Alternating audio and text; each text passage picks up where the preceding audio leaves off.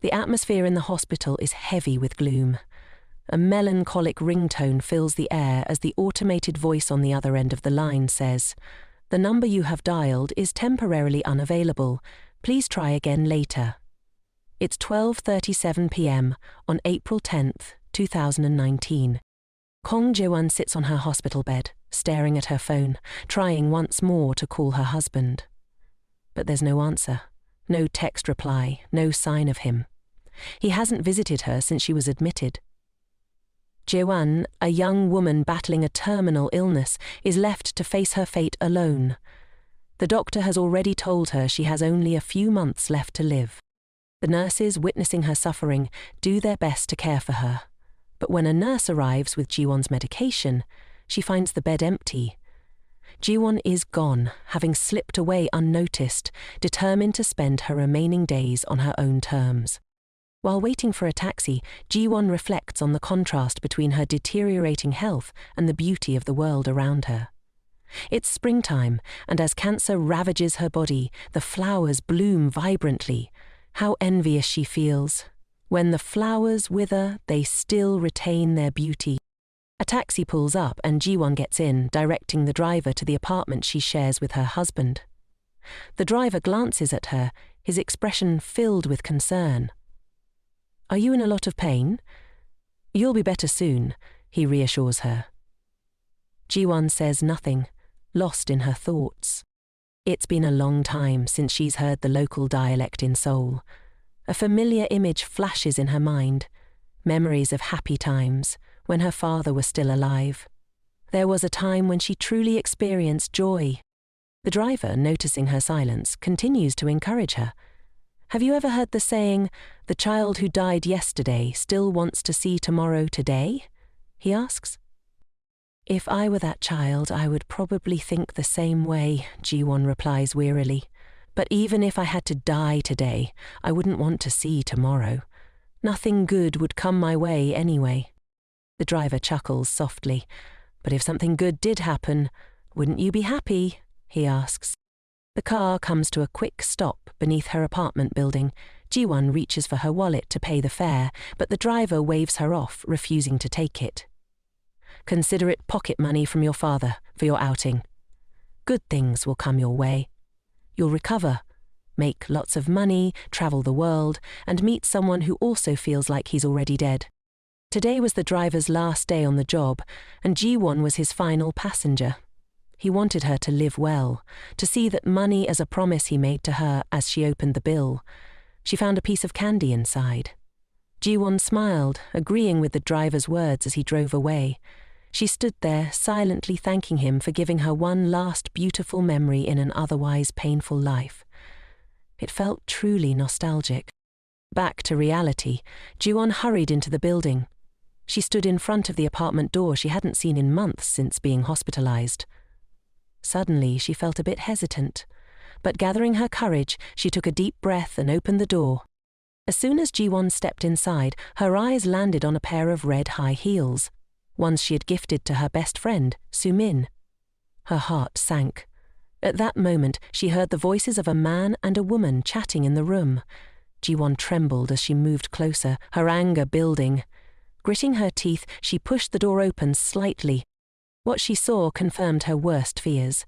Her husband, Min-jun, lying in bed with her best friend, Soo-min. But what she heard was even more venomous than she could have imagined. They were discussing how they would enjoy the 500 million won payout from her life insurance after she died.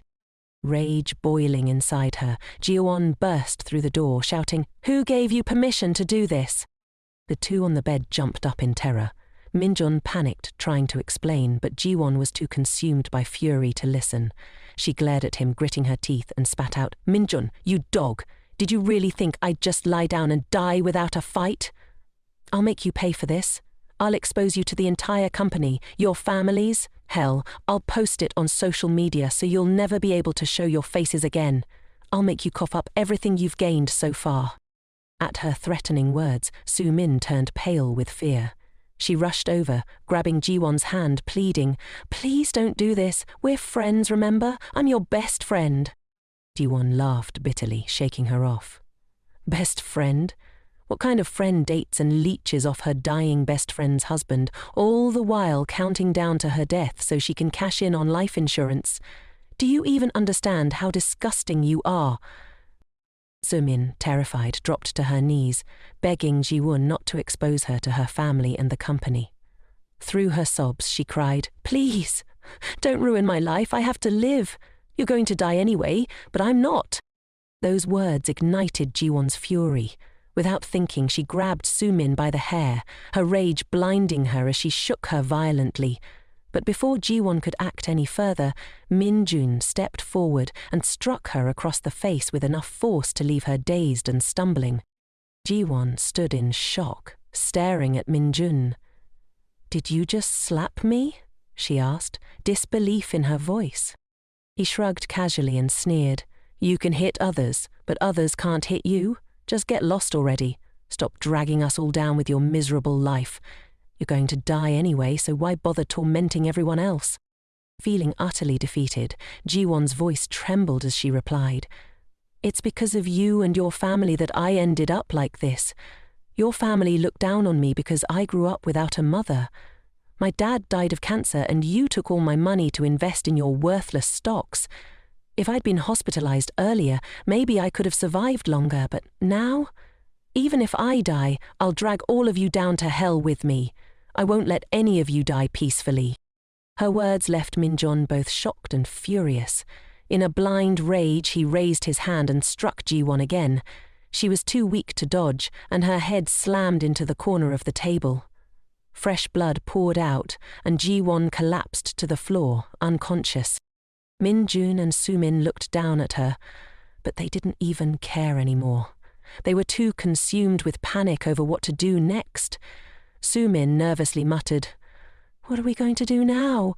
while Min-jun paced, his eyes betraying a hint of panic. Things had escalated far beyond their control. As for Ji-won, in her fading moments, the doctor's words echoed in her mind. 3 months at the shortest, 6 at the longest, and if a miracle happens, maybe 10. But at the age of 37, Ji-won would not even live out those few short months. In the midst of her pain, she heard a voice, a warm, loving voice. It was her father's. His presence was so unlike the cruel intentions she had just faced. Juen turned toward him joyfully. She saw her father's familiar figure, his hand reaching out to her. In that moment, memories of the promise she made to him flooded back. "You must live a truly happy life in the future," he had told her. She had agreed to that promise long ago. Her father smiled at her, content, before slowly fading away. As cherry blossom petals bloomed and fell to the ground outside, Ji-won's world went quiet. Suddenly, a noise jolted Ji-won awake. Someone was gently shaking her shoulder. When she opened her eyes, she was startled to see Assistant Jae, a colleague who had left the company 10 years ago. Concerned, Jae asked, "Ji-won, are you okay?" Ji-won, still dazed, tried to make sense of what was happening. She looked in the mirror and was shocked to see herself looking young and full of life. What on earth is going on? The last thing she remembered was being struck by Min-jun, hitting her head on the table and dying. Now, here she was, alive. Confused and bewildered, she glanced at the phone on the table. It was vibrating. Ji-won picked it up and stared at the screen. The phone was familiar, the one she used years ago. The date displayed was April 10th, 2009. She quickly reached for her glasses and put them on to see clearly. "Ending a painful marriage by being killed by my husband and best friend. Yet here I am, back in my life 10 years ago. What is happening? Am I dreaming? Is this some kind of replay of the life I always wished for before I died?" Ji-won sat down in the chair, her mind racing. Why had she returned to 10 years ago? She was puzzled, her thoughts spinning wildly, when suddenly a familiar voice called out behind her. That voice made her heart race and her vision darken with anger. She turned around, and there he was, Min-jun pretending to care. "What are you doing out here? You don't look too well. Should I buy you some medicine?" he asked, feigning concern. But looking at his face now, all Ji-won could think of was how he had once yelled at her in anger, how he had humiliated and betrayed her. Hatred surged through her body. She stood up abruptly, filled with fury, and began to walk away. Min-jung grabbed her hand, confused. "Why are you acting like this all of a sudden?" he asked. Ji-won angrily yanked her hand free, shouting, "Let go of me! Don't talk to me, and don't ever look at me again!" Just then, another voice called out from behind her. "Ji-won? What's going on? I heard some arguing in here." The voice sent a wave of panic through her. It was Su-min, her so-called best friend and the woman who had slept with her husband. Just the sight of her made Ji-won feel utterly nauseous. She couldn't believe that even after dying, this couple was still clinging to her life. She muttered curses under her breath. "Go to hell, you scumbags." Su-min, still clueless, asked, "What's wrong, Ji-won?" Looking at her fake, concerned expression, Ji-won trembled with rage. The anger boiled inside her, and she wanted nothing more than to lash out. The resentment she had suppressed for so long was bubbling to the surface. Just as she was about to act, Assistant J appeared and interrupted. "The manager is looking for you," Assistant J said, urging her to hurry over. Ji-won wiped away her tears with the back of her hand and left without another word. Yet sorrow still gripped her heart. "Where am I? Why couldn't I have died more beautifully?" She felt lost, trapped in the memories of 10 years ago, where someone always stood alone in her mind. Someone distant yet familiar, always in shades of black and white. Ji-won walked into the office, her eyes landing on the nameplate on the desk. Jo Jin-hyuk, manager. Suddenly memories came flooding back. This was her stern superior from 10 years ago.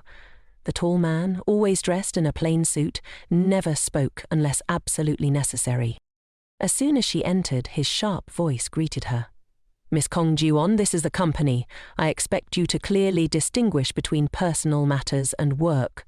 He handed her a stack of documents and added, "If there's nothing else, you should leave work early." Ji-won noticed a handkerchief placed on top of the documents. Jin-hyuk's tone softened ever so slightly as he spoke again. "Manage your personal emotions so they don't affect your colleagues." She quickly bowed her head in thanks and turned to leave, lost in her thoughts. As she walked, she accidentally tripped over a trash can. Before she could fall, a pair of hands reached out and caught her. "Are you okay?" came a concerned voice from behind her. The familiar voice of the department head echoed in her ears. This was the first time Ji-won had come face to face with the department head, standing so close to him. Ji-won replied that she was fine, pushed the department head away, and hurriedly ran off. Jin-hyuk just silently watched her, saying nothing.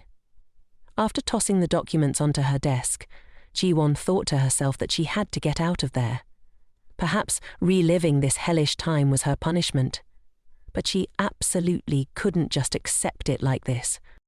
She left, leaving her colleagues in shock. In the elevator, Ji-won still couldn't believe she was back in this time, with even some things that weren't part of her past life's memories.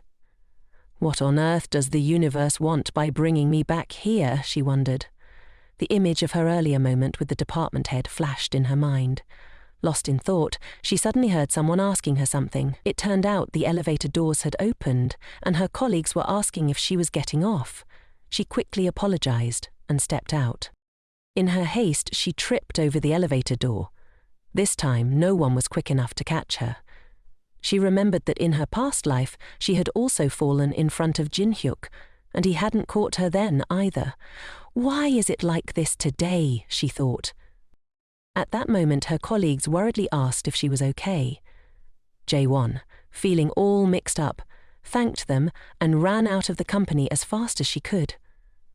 This time, she didn't trip at the door. She sprinted away from that suffocating place, and it wasn't until she was outside that she finally stopped to catch her breath. Ji-won gazed at the cherry blossoms blooming around her. It reminded her of the day she had left the hospital. Still a bit dazed, her phone suddenly rang. It was a call from that jerk Park Min-wan. Naturally, Ji-won coldly hung up on him. She snapped her phone shut and turned towards the bus stop. She still wondered if today was just a dream. But why was it 10 years ago, the very year I married that scumbag Park Min-hwan? This dream felt too strange.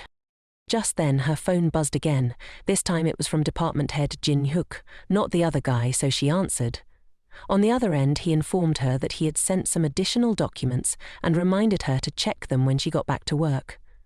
Her mood was sour, so she only gave casual replies. "Tomorrow at work," he added.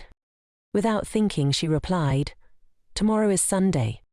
Realizing her mistake, she apologized and quickly hung up the phone, feeling embarrassed. Ji-won wondered if tomorrow would still come for her. Suddenly, she discovered something intriguing in her pocket. Astonished, she pulled it out to take a look. She was taken aback by what she saw. The cash and candy she had received from the driver who took her back to the apartment. Tears welled up in her eyes. It wasn't just some magic trick or illusion. It was her dad's final gift to her. She silently thanked her dad, realizing she really had travelled back 10 years in time. This must be his way of giving me another chance, she thought. She bowed her head, silently promising to live a new life filled with joy and happiness. Maybe her dad was hoping for that too. Meanwhile, back at the company, Park Min-hwan was glued to his phone, frustrated. He had called Ji-won countless times, but she just wouldn't pick up. Why is she acting so different all of a sudden? He couldn't understand what was going on with her, and she had even left her bag behind. At that moment, Jo Soo-min, sitting across from him, curiously asked if he had managed to reach Ji-won. Min-hwan sighed and said it was no use. Ji-won was clearly upset about something. He planned to clock out soon and go find her, plus bring her bag back. Seeing his concern, Soo-min suggested they swing by Ji-won's favourite chicken joint after work to grab some takeout for her. "She'll totally love it," Soo-min said with a smile. Min-hwan happily agreed. Just then, the department head voiced his annoyance from the back. "Park Min-hwan, if you're still in the work zone, it's time to focus on the task at hand." His boss's words instantly had the two scrambling to apologize. Back at her seat, Soo-min pulled out her phone, scrolling through the messages she had sent to Ji-won, all unread. Her innocent face now twisted with resentment. Is she really ignoring all my messages? She wondered bitterly. Outside, it was a sun-soaked day full of bright vibes. Ji-won returned to her apartment, and as she entered her password, she suddenly realized it was still set to Park Min-hwan's birthday. "I need to change this right away," she thought. She quickly switched it up, then swung the door open and stepped inside. The familiar house appeared before her, but the first thing she saw were two framed photos of her with Min-hwan and Soo-min. Next to them was a plush duck bear, a friendship token that Soo-min had once gifted her, saying, "Whatever I like, you like too." Little did Ji-won know back then that Soo-min liked more than just plush toys. She liked her boyfriend too. Looking back, all the guys Ji-won had a crush on eventually confessed to Soo-min. But now she couldn't care less about any of that. For Ji-won, money was her priority. She tossed the photos and stuffed bear into the trash without a second thought. She then went into her room and dug out her savings book. Money. That's what I need now more than anything. She regretted not paying more attention to finances during her first run at life. I should have memorized some lottery numbers or stock trends. But now she had to deal with her debt and start making money. Suddenly she remembered how, back then, Park Min-hwan had a knack for making any stock he touched soar. I could use that to my advantage. This was a once-in-a-lifetime money-making opportunity. Just then, her phone buzzed. It was a message from Min-hwan saying he'd bring over fried chicken and chat for a bit. Ji-won was taken aback. Fried chicken? She had always found it nauseating whenever he mentioned fried chicken before, so why was he suddenly offering to buy it for her now? She decided it was time to move out, but before that she needed to deal with Min-hwan and Soo-min. Ji-won texted Min-hwan back, setting up a meeting with him and Soo-min at the bar near her place. Park Min-hwan was taken aback when he received such a short message from Ji-won. What on earth is going on, he wondered. trying to figure out what had caused her to act this way. As he stared at his phone, his boss, Joe Jennyhook, reminded him to finish the report he had been assigned. Min-hwan reluctantly dropped his phone and handed the report over to his boss. However, his report was quickly torn apart, and he could only bow his head in apology. Veen Hook coldly reminded him to focus on his work. "The office isn't a place for you to do homework," he said, tossing the report onto the table. Min-hwan was furious, but he could only mutter under his breath, "John Hookett, that guy only got his position through connections." Across the table, Jo Soo-min winked and handed him a note inviting him out for drinks after work. Min-hwan thought to himself, Soo-min really knows how to brighten people's moods. She's just so adorable. He quickly wrote a note back to Soo-min, telling her that Ji-won had invited everyone for drinks near her place after work. Soo-min sweetly smiled in agreement, but inside she was silently fuming, cursing Ji-won for ignoring her messages. Min-hwan decided to go down and tidy up the car first. Ji-won's used to my messy car, but Soo-min's different. In that moment, he realized Ji-won didn't act like a typical girl at all. Meanwhile, Ji-won was standing in front of her wardrobe, unable to believe how she had dressed 10 years ago. How did I not see it? Everything she owned was just outdated button-up shirts. She hadn't even bothered with makeup and always tied her hair in a ponytail, wearing oversized glasses that completely hid her beauty. Since today would be the last party with her boyfriend and best friend, she couldn't afford to go out looking like this. Ji-won picked up her curling iron and plugged it in. Just then, her phone buzzed with a new message, but because it was resting on the edge of the table, the phone slipped and fell to the floor. Ji-won reached down to pick up the phone, but just as her hand was about to touch it, she froze. A memory from the past suddenly came rushing back. She remembered sitting at her vanity, turning on the curling iron when a message had come in. The phone had dropped, and as she bent down to pick it up, her hand got caught in the cord, causing the curling iron to fall and burn her wrist. This time, however, Ji-won was careful.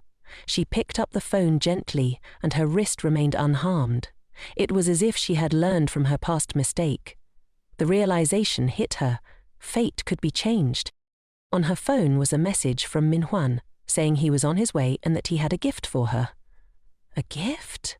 Ji-won thought back, rummaging through her memories. That day, Min-hwan and Soo-min had brought beer and fried chicken. Back then, she hadn't realized how well those two clicked together. A plan started forming in Ji-won's mind. If they liked each other so much, then let Soo-min marry Park Min-hwan in my place. She arrived at the bar early to wait for the others. She hadn't even taken more than a few sips of her drink when she heard someone calling her name.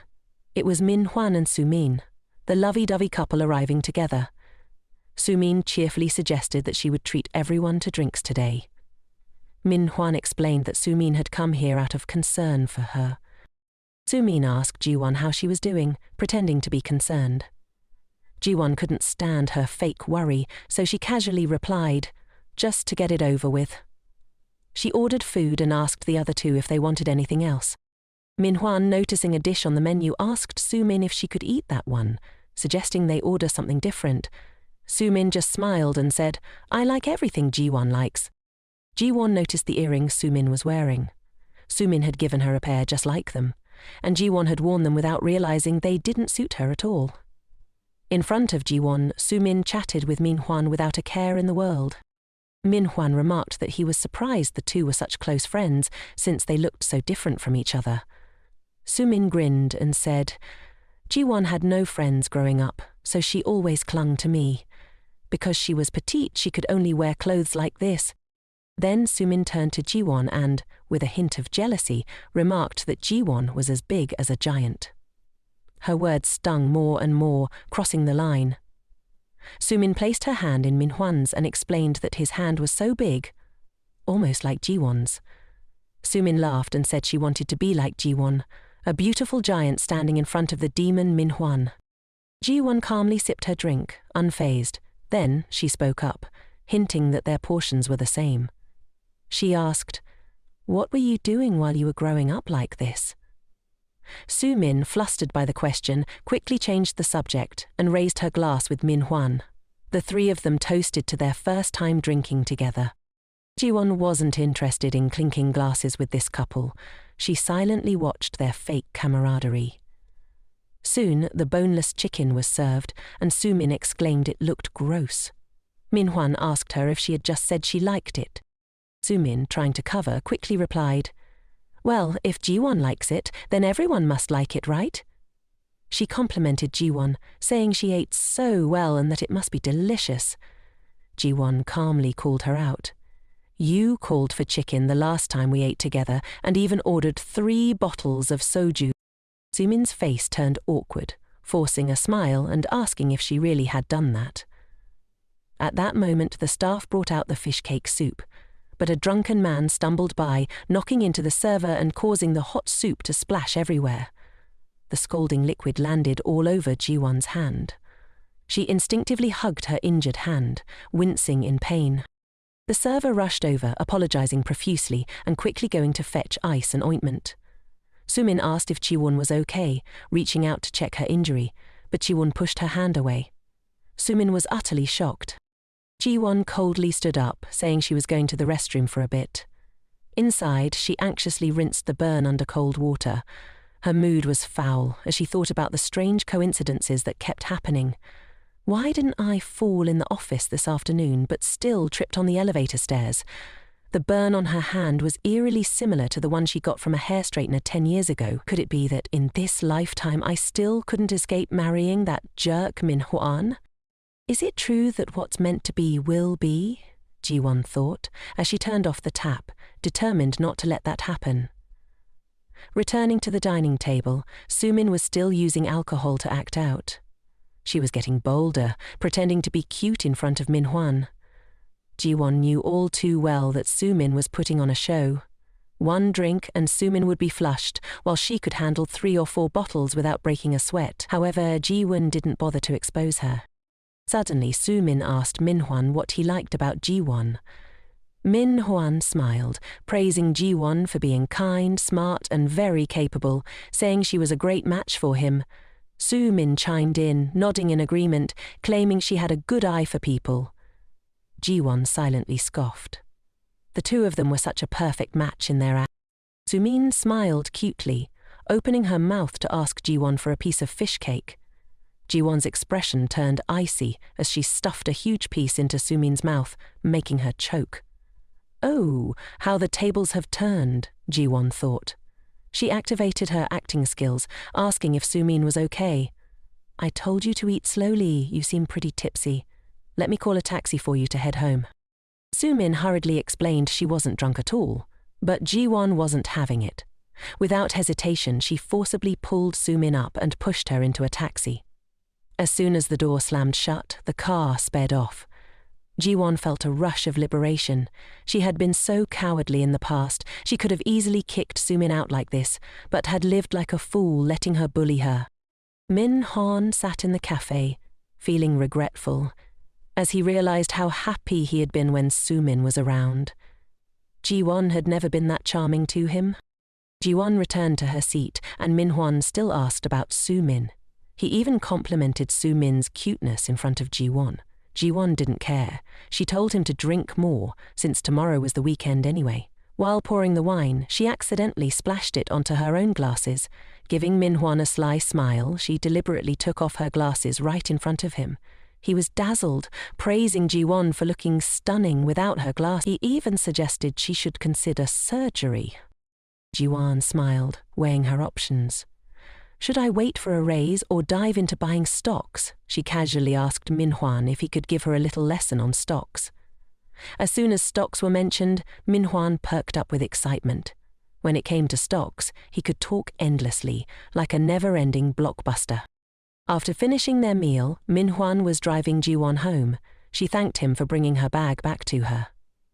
Little did she know he took the initiative to plant a sweet kiss on her forehead, wishing her a good night. Ji-won suppressed her disgust, urging him to hurry back. After stepping into the house, she slumped onto the sofa feeling utterly drained. The phone was playing a recording of Min-hwan talking about stocks. Ji-won flashed a satisfied smile. This compensation will be received in full, not a single penny short. The next morning, Ji-won texted Min-hwan, telling him she was still feeling tired and would be staying home to rest, promising to reschedule their date for another time. Then she lost interest, clapping the phone shut and stashing it in her pocket. She strolled into the bookstore, hoping to grab some guidebooks on stocks. She stood there for quite a while, contemplating, but the books were packed with so much industry jargon that she couldn't wrap her head around any of it. Still on the hunt for more basic reads, she spotted a book that looked pretty straightforward, but when she reached up to grab it, it was just out of her grasp. What kind of book is stacked so high, Ji-won thought. I'm already over 1.7 meters tall and still can't reach it. How is anyone else supposed to grab it? Suddenly, a hand reached out, helping her grab the book. Ji-won turned around to thank the person, but to her surprise, it was none other than the department head, Jin-hook. He held the book in his hand and curiously asked her if she was planning to quit her job. Ji-won was taken aback by the question. She stammered, at a loss for words. Jin-hook calmly asked again if she was considering quitting her job. Ji-won quickly composed herself and reached out to grab the book. She explained that she wasn't planning to quit, but had noticed Park Min-hwan getting into stock investments and was thinking about trying her hand at it too. Little did she know, Jin-hook's expression turned sour. Why on earth did I run into the department head here, she thought, and why did I have to provoke him? She quickly made up an excuse, claiming that she had already picked out her books and wanted to leave early. But then Jin-hook suddenly asked if she was planning to meet Park Min-hwan. Ji-won forced a smile and replied that she wouldn't be meeting Min-hwan today. She also asked if he could keep their meeting a secret from the other staff. Jin-hook raised an eyebrow and asked why he should do that. Ji-won hesitated and explained that she had told Min-hwan she was sick. He asked if she was really unwell, to which she smiled and replied that she was perfectly fine. It was just the weekend and she wanted some time alone. Jin-hook seemed about to say something, but when Ji-won asked, he simply said it was nothing. He turned as if looking for a book on the shelf and told her to head home, saying they would see each other at the office tomorrow. Ji-won prepared to leave, but couldn't shake the feeling that he seemed to have something more to say. Suddenly, he glanced up and complimented her earrings, saying they suited her well, unlike the previous pair. Ji-won was taken aback. Those earrings were likely the ones Soo-min had given her as a friendship token. She remembered that the department head had also mentioned that the previous earrings didn't suit her. She politely bowed to thank him and asked to leave first. For some reason, she felt a strange discomfort in her heart, but didn't dwell on it. She didn't notice Jin-hook watching her thoughtfully from behind. The next day, after arriving at work, Ji-won looked at the clock, which showed just past 7, and noticed the office was completely empty. She sighed, realizing this was the first time she had come to work so early. Suddenly, she spotted Jin-hook, who had been there for who knows how long. Curiously, she walked over to him and saw that he was sitting with his eyes closed, looking like he was in a deep sleep. She pulled the curtain shut, commenting that if he was tired, he could have come in a bit later. She stared at him, realizing his skin looked even better up close. Without his glasses, he looked just as handsome. Jin-hook suddenly opened his eyes, surprised to see Ji-won standing so close. He asked if she was really at work this early. Ji-won jumped a little, then laughed and replied that she was making up for leaving early last Friday. She quickly returned to her desk and fired up her computer. As she did, she recalled what Park Min-hwan had said about the pharmaceutical company, GA. Right now, the stock was priced at 8,001, and if she remembered correctly, this stock was about to pass its review. In a month, the price would skyrocket 6-fold. Now was the perfect time to cash in on some investments. So focused was she that she didn't notice Janook had sneakily crept up behind her. He said it was convenient to grab breakfast, so he got her coffee and a morning meal. Janook hesitated instinctively, preparing to decline, but then she paused. If she wanted to change, she should stop this habitual rejection. She decided to flash a bright smile and thank him. Thanks for treating me to food. From now on, she would embrace life and welcome the care of others. Jin-hook furrowed his brow in silence as if taken aback by something. Then he turned and told her to keep working before walking away. Ji-won was left feeling bewildered. Did he just blow up? It's true they were getting closer, but she still couldn't quite grasp his character. She turned back to the computer, shaking off what had just happened. Forget about it. There was something far more important going on right now. It was 8:23 a.m., and she had just finished the breakfast that the boss had picked up for her. Then, diving into the stock market with a sprinkle of fun, she started investing in GA Pharmaceuticals. She snatched up 2,500 shares, investing 20 million won like a true stock market superstar. Just then, Assistant Jane arrived at the company, ready to steal the spotlight. Department head Kim also showed up and chatted with the manager in the meeting room. Next up was the dynamic duo, the handsome guy and the green tea, who just so happened to bump into each other right outside the company gate. Soo-min casually asked why Ji-won had arrived so early, but she coldly replied that, at the office, she should call her assistant Kong. Soo-min shyly apologized to Ji-won. Min Hanan, standing on the sidelines, disagreed, saying that no matter what, they were still best buddies and there was no need to be so stiff like that. Ji-won didn't even look at him, remaining focused on her computer as she told him he should pay more attention while at the office. Min Hwan seemed oblivious to Ji-won's unusual behavior. He chuckled and inquired why she was sipping on an Americano today instead of her usual cappuccino. Ji-won kept a straight face, sipping her coffee. "This is a gift from my boss," she said, then added, 10 years ago, I was all about sweet treats like cappuccinos, while the boss was the only one who enjoyed the bitter notes of an Americano. No matter how bitter it gets, I still prefer sipping on an Americano." What did someone like Park Man-won even have to say about that? Ji-won stood up, pretending to stroll past Park Man-won's desk. He was currently in the peak phase of stock acquisition, and she wasn't about to let him rake in all the profits alone. Ji-won glanced at his computer screen and saw him selling shares of GA Pharmaceuticals. She was taken aback. Why on earth was he selling at this moment? Could it be that the future had changed? What on earth was his reasoning for selling those shares? They were supposed to skyrocket 5-fold in a month. What was going on? The only fate she wanted to change was her own. 10 years ago he had invested in GA Pharmaceuticals, and the profits had multiplied. But why had she just seen him sell a total of 3,500 shares? Why was this happening right after she bought those shares? Ji-won bit her lip, completely puzzled by Park Min-hwan's calculations. Suddenly, Min-hwan asked what was wrong, startling Ji-won. She forced a smile and said it was nothing, reminding him that the stock price of GA Pharmaceuticals was on the rise. Park Man-hwan shrugged it off, saying he had already made a bit of profit and sold everything. Just last weekend he had caught wind of some favourable news. There were whispers that M-Dub Technology would partner with ET Electronics, and he was sure it would explode soon. As Park Man-hwan rambled on about the intel he had gathered, Ji-won was lost in thought. A company like M-Dub, even one as clueless about stocks as her, was well known after introducing new technology in mobile phones. The stock price had skyrocketed in no time, only for the CEO to flee abroad a month later, causing massive losses for investors. But why was he planning to invest in such a company now? After grabbing the documents, Park Man-hwan winked at her, saying he was sharing this news with her alone and that she shouldn't tell anyone. He left, leaving Ji-won deep in thought. If things that never happened in the past were to occur, it meant a different future would unfold. The futures of those involved would also shift. She rolled up her sleeve to check the time. If the events from the past were to unfold, could it be said that she had snatched away someone's luck?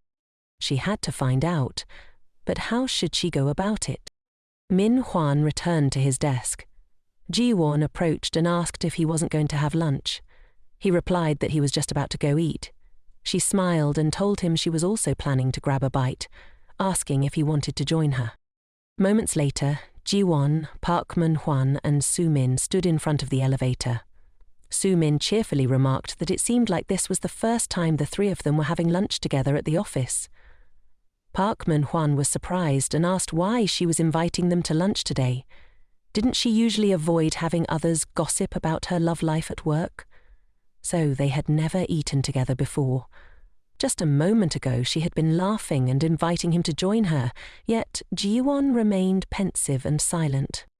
Noticing her silence, Soo-min asked if Ji-won had just bought that shirt, saying she had never seen her wear it before. She smirked and complimented her, saying the shirt looked great and really suited her. Ji-won merely smirked back, thanking her. In that moment, she was thinking that in just a little while, the white shirt she had just been complimented on would be drenched in soup, turning it into a filthy mess in the company cafeteria. The three of them stood in line to choose their meals. Soo-min cheerfully told the chefs that she loved kimchi soup and asked for a generous serving. The chef happily obliged, serving her a full bowl of kimchi soup, while she smiled and thanked him. Ji-won, standing next to her, coldly said she only needed a little soup. After getting their food, she and Soo-min went ahead to find a table to sit at. Soo-min, carrying a heaping plate of rice, pretended to look around for a table. Ji-won silently counted down the seconds, preparing for the moment when Soo-min would spill the soup all over her. She noticed Soo-min smiling mischievously. Then, Soo-min suddenly turned around, pretending to smile at Ji-won, intending to dump the entire bowl of soup all over her. Ji-won had anticipated this, so she swiftly dodged to the side.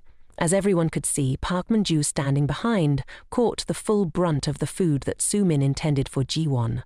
He turned pale, speechless. Soo-min babbled apologies, confused about why he was standing there. She was in a panic, unsure of what to do. Park Min-hwan forced a smile and said it was fine. Thankfully, the soup wasn't too hot. But deep down, he was lamenting the loss of his shirt, worth over 1,000,000 won, trying not to lose his cool because it was Soo-min. On the flip side, Soo-min was asked if she got burned. She said she was fine, claiming she didn't see Ji-won, and that's why she turned back and accidentally spilled the soup all over him. Ji-won stood to the side, watching the two people checking on each other with a frosty expression. She told Soo-min to stop lingering around and hurry up to grab some tissues. Surprised, Soo-min pointed at herself and asked if she really had to go get them. Ji-won casually remarked, "You spilled it all over him, so if it wasn't you, then who else could it be?" She then set the tray down on the table and turned around to go grab something.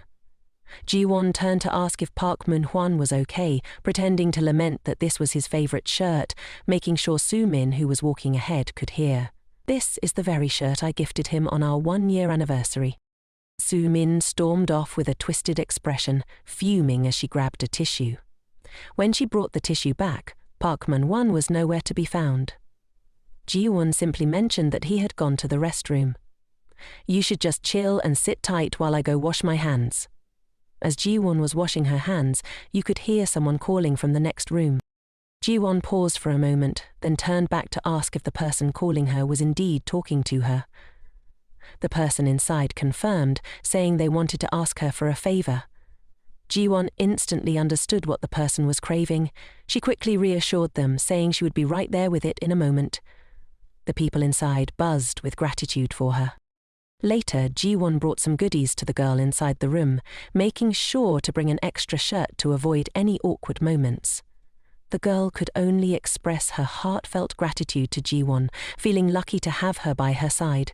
Without her, she wouldn't have known what to do. When she opened the door and saw Ji-won, the girl genuinely brightened, showering her with endless thanks. The girl, whose phone had died and who hadn't eaten yet, explained that the place felt like a ghost town and she was worried about getting stuck, which was giving her serious anxiety. It turned out the girl was Hyeni, who had started working with Young-soo a month ago. Hyeni was still smiling and thanking Ji-won profusely, mentioning that there were people who came before, but when she asked for help, they all just ghosted her. Ji-won asked if Hyeni wanted to grab a bite together, since she hadn't eaten yet.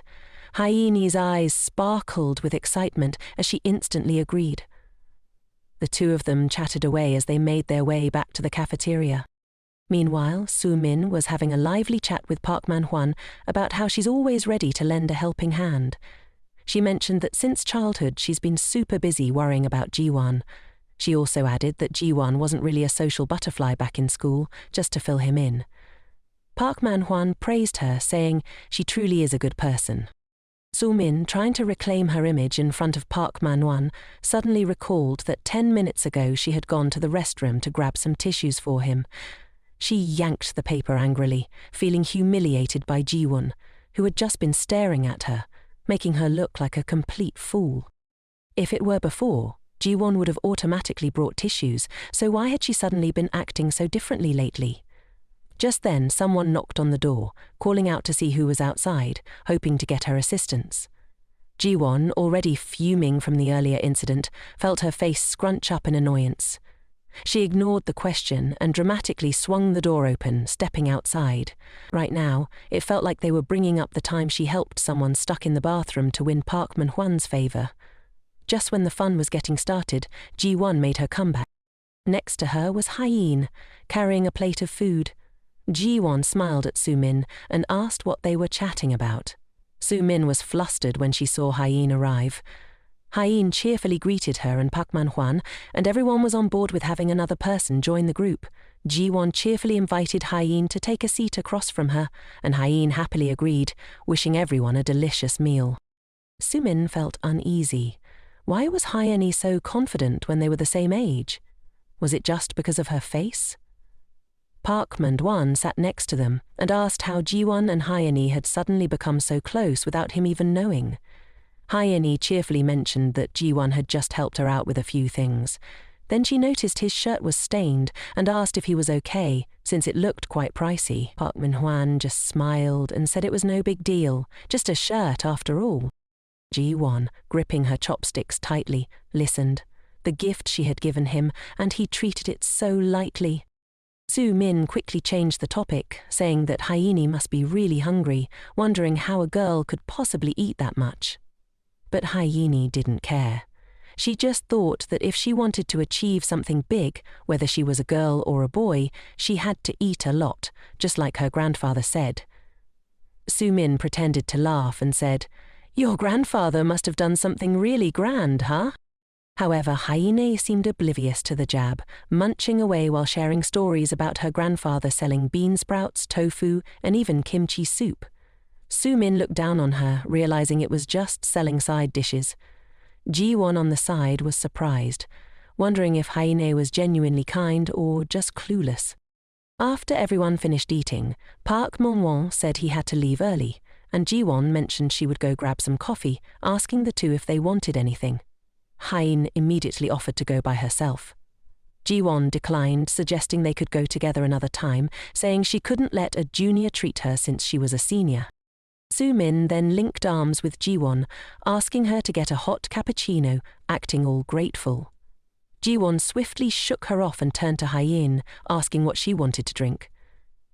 Hyeen smiled and said she wanted an iced Americano, promising to treat Ji-won next time. Ji-won smiled back and told them to go ahead. She would catch up later, then turned and walked away coldly. Sumin awkwardly waved goodbye to Ji-won, then turned to Hyeen, pointing at the jacket she was wearing and asking if it belonged to Ji-won. "When did you get so close to Ji-won? You two have never even talked at the company, but here you are together at the cafeteria. It's quite surprising." Hyeen, pressing the elevator button, explained that she had just happened to get stuck in the restroom, and Ji-won helped her out. She even lent her a jacket, which was enough for Ji-won to be her savior. Sumin was taken aback, realizing that the person stuck in the restroom earlier was Hyeen. She worried whether Hyeen recognized her voice from before.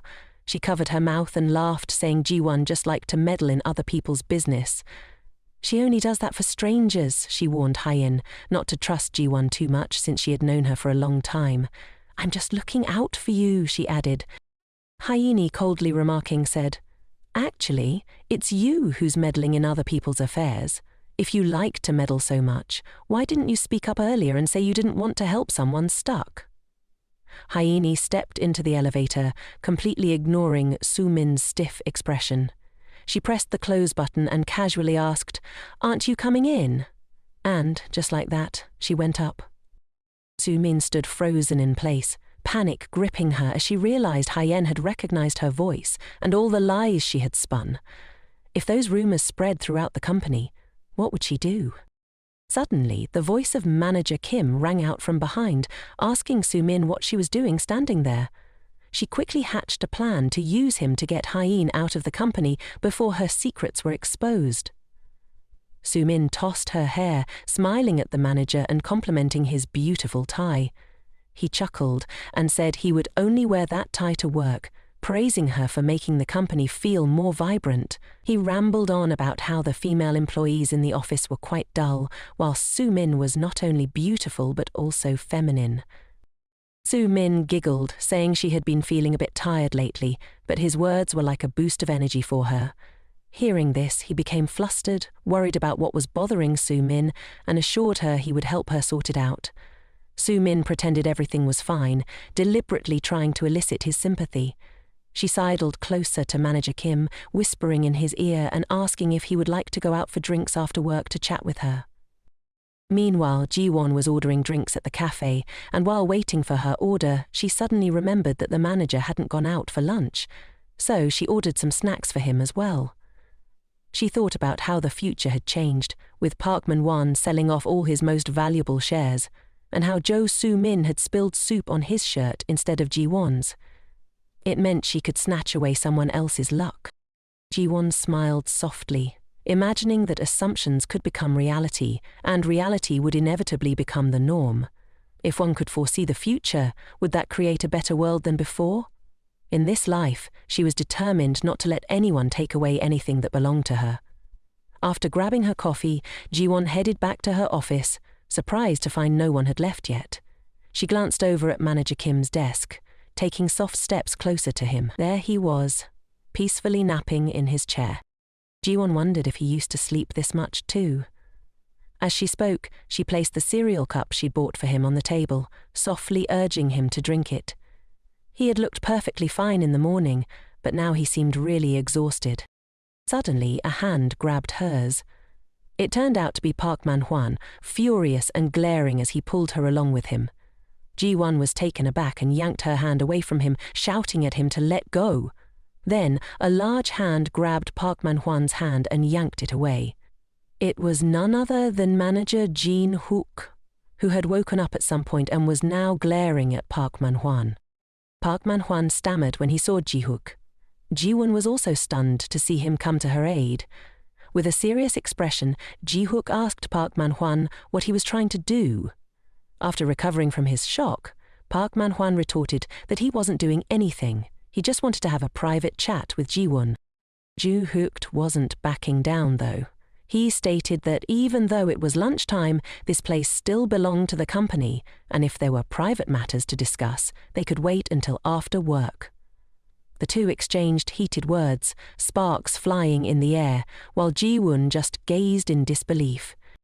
Jin-hook then turned, grabbed the cup of water she'd left on the table, thanked her for the drink and walked away. Ji-won stood there, deep in thought, wondering why the manager had helped her. Maybe he was just annoyed that someone had disturbed him while he was sleeping. Suddenly she turned around and found Park Man-hwan gritting his teeth, glaring at her. He mumbled that they would talk after work. Ji-won shivered, feeling scared at his expression. It reminded her of the time he had yelled at her when she suggested a divorce. He had said her existence made his life miserable and that marrying her was just out of pity. How dare someone like her suggest a divorce? He had said it with a fierce demeanor, and thinking about it now made her tremble all over. Suddenly, someone placed a hand on her shoulder from behind. Thankfully, it was Assistant Jang. She smiled and asked Ji-won if they could talk for a moment. Assistant Jang brewed her a cup of peppermint tea to help her unwind and kindly asked if something was bothering Ji-won. Earlier, she had noticed that Ji-won's face looked pale. Ji-won simply replied that it might be due to overworking herself. Assistant Jang chuckled, saying it was because Ji-won worked too hard. She suggested Ji-won take a break now and then, just like she had prioritized her own health after having her baby. Ji-won suddenly remembered that Assistant Jang had returned to work not long after her maternity leave, but soon resigned. Worried, she asked if Jang was doing okay these days. Jang replied that she was fine, though a bit anxious because team leader Kim wouldn't leave her alone. He used the excuse that he had to endure hardships while she was on leave, so now he treated her like a workhorse. She added that she was lucky to have talented colleagues like Ji-won, which allowed her to learn a lot. Then, playfully, she told Ji-won not to suffer in silence. Whenever she felt tired, she should just let Jang know because they were colleagues. At that moment, she brewed Ji-won another warm cup of tea. Ji-won held the cup tightly, bowing her head shyly as she thanked Jang, wondering why she hadn't realized 10 years ago what a wonderful colleague had been by her side all along. After finishing their tea, they headed back to the office and ran into Hyeen. She was still smiling and thanked Ji-won for buying her coffee. Assistant Jang also asked how Hyeen was doing with her internship. Hyeen cheerfully replied that everything was going great, with plenty of seniors offering help. Then she turned to ask about Assistant Jang's child, wondering if she had grown a lot by now. Assistant Jang happily showed them pictures of her daughter, and the three of them chatted animatedly, though Assistant Jang still felt sad about having to send her little one away while she was still so young. She knew she had to work hard to provide for her child. While the three of them were engrossed in looking at pictures of Jang's daughter, Soo-min and team leader Kim returned to the office. Ji-won and the others noticed them immediately, and the atmosphere shifted. People quickly scattered to their tasks. Even as Soo-min returned to her desk, she wondered what everyone had been huddling together about, laughing so much. Could they have been talking about her? She glanced at Ji-won, frowning, thinking to herself, no way, could she really be chatting and laughing with someone else like that? How could that even be possible? Before long, it was time to clock out. The manager stood up and said everyone had worked hard, so they should finish up their tasks and log off. People got up, tidied their things, and exchanged goodbyes, promising to see each other tomorrow. Ji-won anxiously left her desk, worried whether Park Man-hun was following her. Manager Hyuk quietly watched her retreating figure from behind. Ji-won entered the restroom and nervously checked her phone for the message Jo Soo-min had just sent her. It mentioned she had something to take care of and left early. Scrolling down, Ji-won saw a message from Park Man-hwan saying he was waiting for her at the company entrance and to call him when she came out. She had been in there for 20 minutes. He must have left by now, right? Ji-won tried to calm herself, telling herself not to be scared anymore. After all, she wasn't the gullible girl she used to be. If she wanted to avoid another stroke of bad luck, she had to start by changing herself. As she stepped outside, she immediately ran into the manager. He wondered why she was just now finishing up. Ji-won was surprised he hadn't left yet either. He simply replied that he had some business in the management department, which was why he was still there. The conversation ended, and Ji-won pressed the elevator button. The doors opened, and the two of them stepped inside in silence. Ji-won was still very anxious. What if Park Man-hwan was still waiting for her? She absolutely did not want to run into him. Meanwhile, Jun-hyuk suddenly spoke up, saying if it was convenient, he could give her a ride home since they were leaving at the same time. Once they reached the car, Jun-hyuk asked where she lived. Jin-won couldn't bring herself to look at him, replying that her place was in a quieter area, but he could just drop her off nearby. As Jin-won fumbled around, she noticed a designer lipstick by the car door. So, the manager had a girlfriend already. Actually, that wasn't too surprising. As the car approached the checkpoint to exit, Ji-won spotted Park Man-hwan still waiting at the door for her. He was leaning against a car, staring intently at his phone. As the school van rolled by, he suddenly looked up, his curiosity piqued. Ji-won, tense in the car, raised her hand to shield her face, fearing he might catch a glimpse of her. The car glided smoothly past him. Ji-won was taken aback, then glanced at Jun-hyuk, who noticed how she kept covering her face with her hands. She softly replied with a thank you, her heart whispering a sigh of relief. That was close, she thought, feeling like she had almost been caught in a drama. Later, Jun-hyuk escorted her all the way home, stepping up to open the door for her. "Goodbye, and see you tomorrow, superstar," he said. She shyly greeted him back before heading up to her room. Jun-hyuk stayed behind for a moment, watching her head to her room before getting into the car. He sat there quietly for a while, and when he saw her room light up, his phone rang. The call was from a girl, asking why he hadn't clocked out yet. She wondered what was going on, since he had been so distracted lately. He casually replied, "I can't make it today, so you'll have to handle things on your own." Without giving her a chance to react, he hung up. The car sat quietly, parked outside Ji-won's place. Meanwhile, Jo Soo-min was having a drink with the head of the team, Kim. Her expression was one of pure discontent, secretly blaming the cheap, cloying scent of his cologne that clung to her like an unwanted sidekick. While Ji-won was out on a date with that handsome guy in designer clothes, here she was, stuck sitting with this smelly old man. The head of the committee, blissfully unaware of her inner musings, finished his drink and began complimenting her, saying that sipping wine with a beauty like her was simply a match made in heaven. He suggested they grab drinks together more often. Jo Soo-min playfully covered her mouth while laughing at him, masking her true feelings. At that moment, he asked her if she had something on her mind, encouraging her to share her thoughts.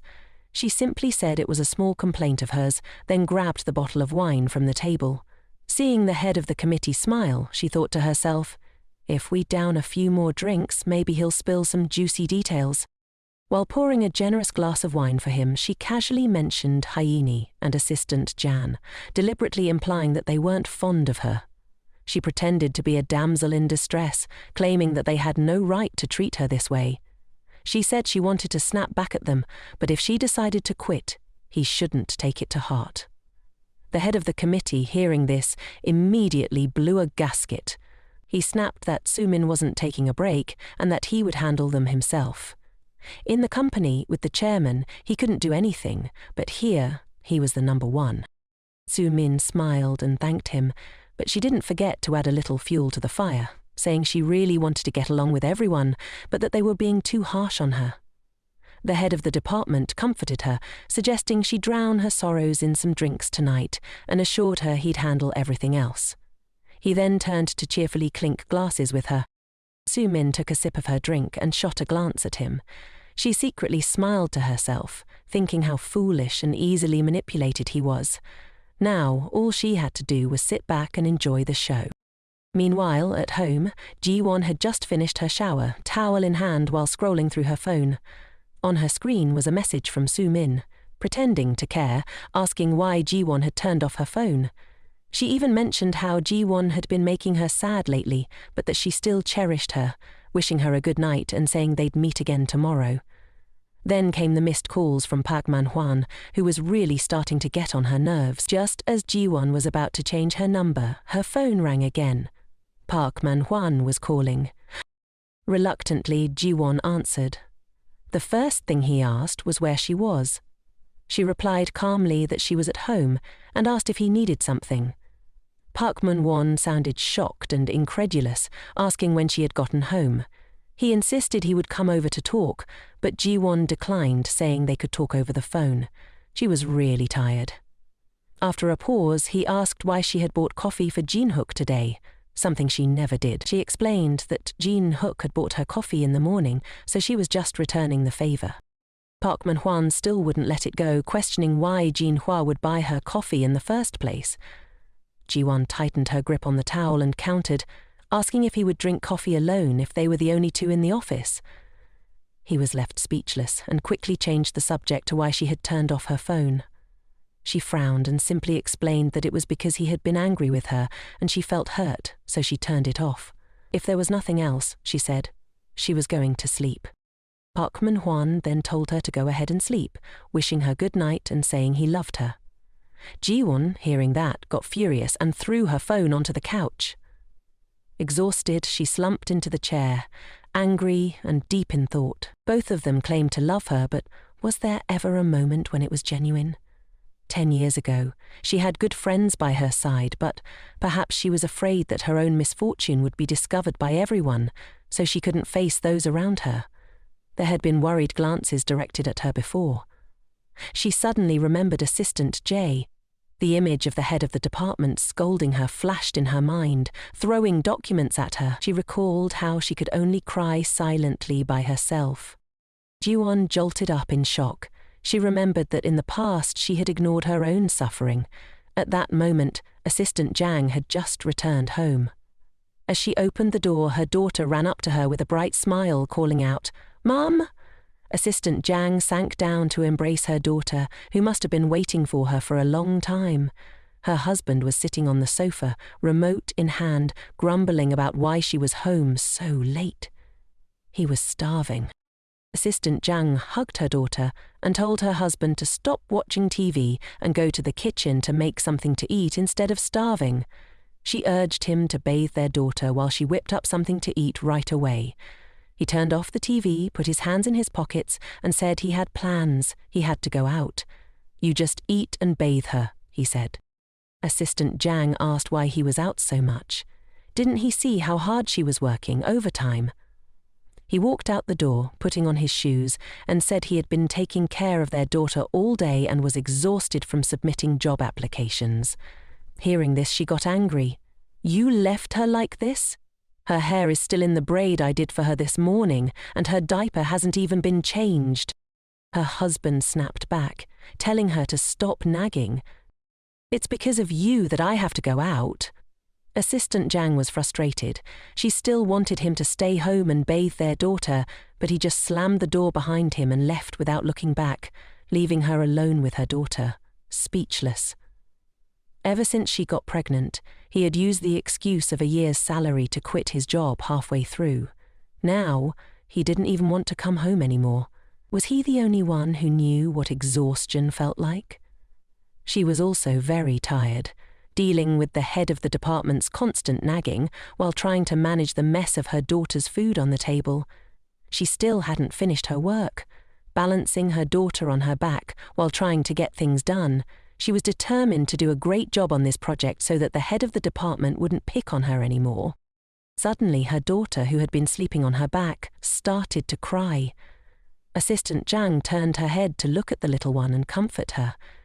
It was already 3 a.m., and she had gotten so caught up in her work that she lost track of time.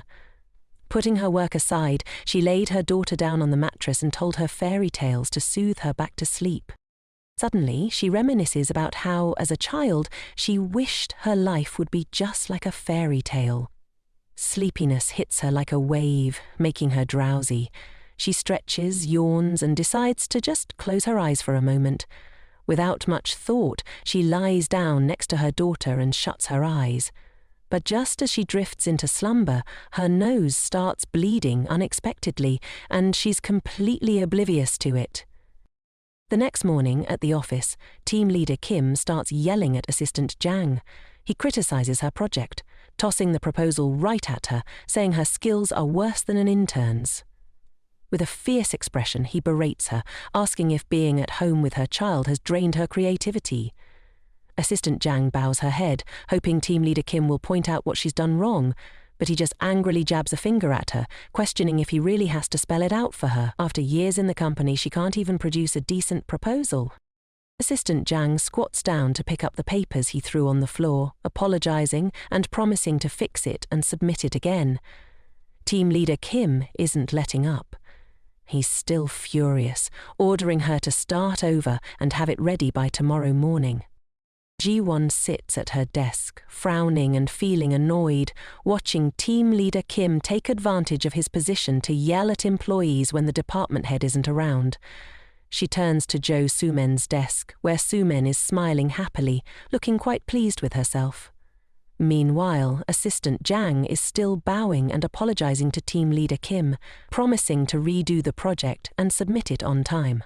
He's still not calmed down, waving her back to her desk. Finally, Assistant Zhang returns to her workspace. As she passes Ji-won's desk, she looks at her with concern, worried since Ji-won has been working overtime for days. She wonders if she's okay. Ji-won follows her outside, calling out to her with care. But when Assistant Zhang turns around, she sees Ji-won with a nosebleed, trying to hide her distress. She asks if Ji-won wants some coffee. Just as she's about to brew some, Ji-won quietly thinks to herself that she's been working too hard these past few days, but she smiles and offers to make the coffee, since Assistant Zhang had made it for her last time.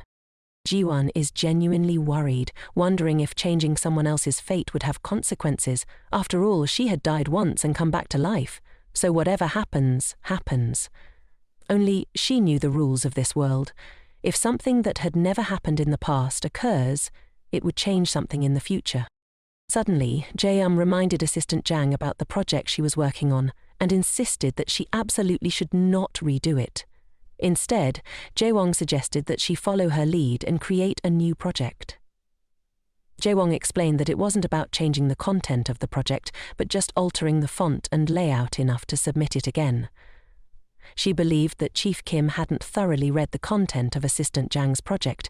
He was simply looking for an excuse to criticize her. Assistant Jang hesitated a bit. Submitting an identical version felt a little off, but Ji-won urged her to trust her just this once. With a bright smile, Ji-won added that if Chief Kim complained about the project being the same, she would redo it, and of course submit it under Assistant Jang's name. Assistant Jang thought to herself, "Is Ji-won really like this?"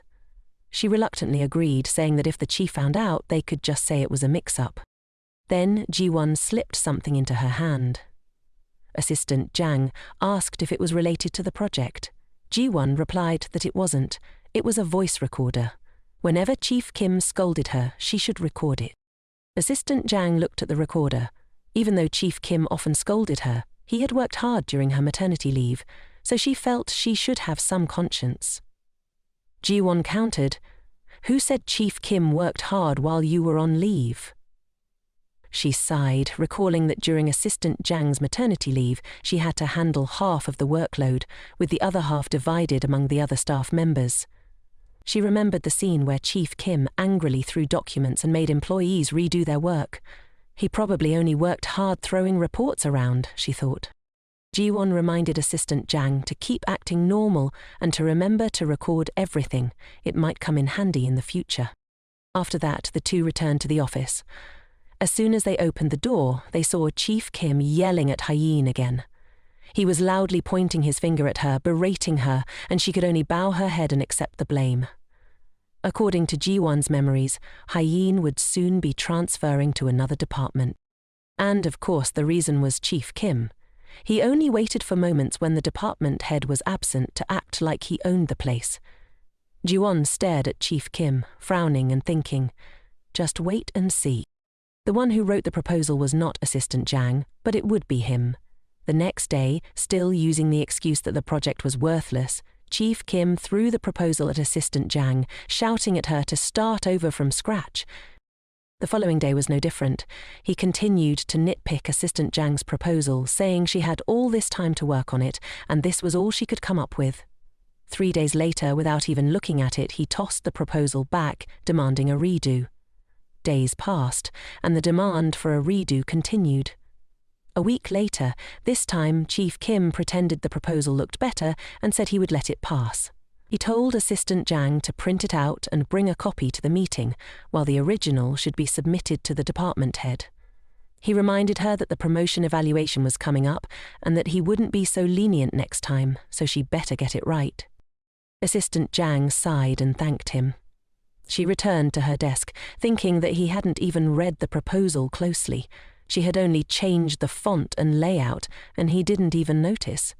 Looking back at Ji-won behind her, who was giving her an okay sign, she smiled, realizing Ji-won was right. Suddenly, a notification pinged. It was Ji-won saying she would submit the proposal to the department head, while Assistant Jang should just print and distribute it to the other staff. Assistant Jang was surprised. Ji-won was going to submit it to the department head, and she was holding the original. But who knows, maybe Ji-won had her own plan. Meanwhile, after grabbing the prepared documents, Ji-won brought them to the department head's desk and handed them over, saying this was the proposal for today's meeting, approved by Chief Kim. The department head took it and told her to prepare for the meeting, adding that Hye-in had already gone to buy coffee, so there was no need to prepare anything else. Ji-won complied, but was curious about Hye-in buying coffee. Soon, the table was filled with Americanos that Hye-in had brought back. Everyone was grateful and praised Hye-in for being so thoughtful. Just as everyone was in high spirits, Hye-in smiled brightly and said, "It's nothing. The department head is treating you, not me spending my own money."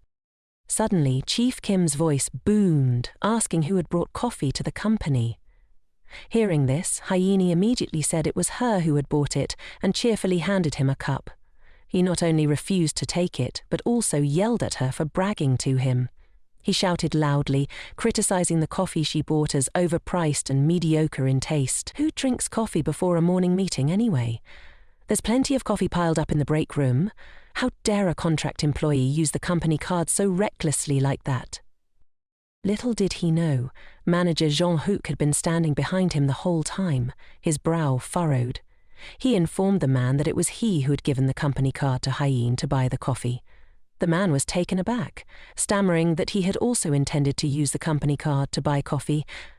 Jean-Hook coolly replied that it was his card, and since he didn't like instant coffee, he had asked Hyene to go get some. Ji-won and Soo-min, standing nearby, were astonished. Ha-jung had used the manager's personal card to buy coffee. No one had ever done that before. Soo-min, with a displeased expression, turned away to another spot. After that, the meeting commenced, with Jin-hook sitting at the head. He asked if the project was from Assistant Jang. Assistant Jang held the project proposal and began to present her work. Everyone focused on the copies in their hands, listening intently to her presentation. Suddenly, Jin Ye-hook interrupted the presentation. He flipped through the proposal he was holding and pointed out that it didn't match what Assistant Jang was presenting. Seeing this, Chief Kim got furious and scolded Assistant Jang. He had told her to submit the original document to the manager, yet here they were with the wrong version. She hesitantly apologized for submitting the wrong proposal that Chief Kim had returned.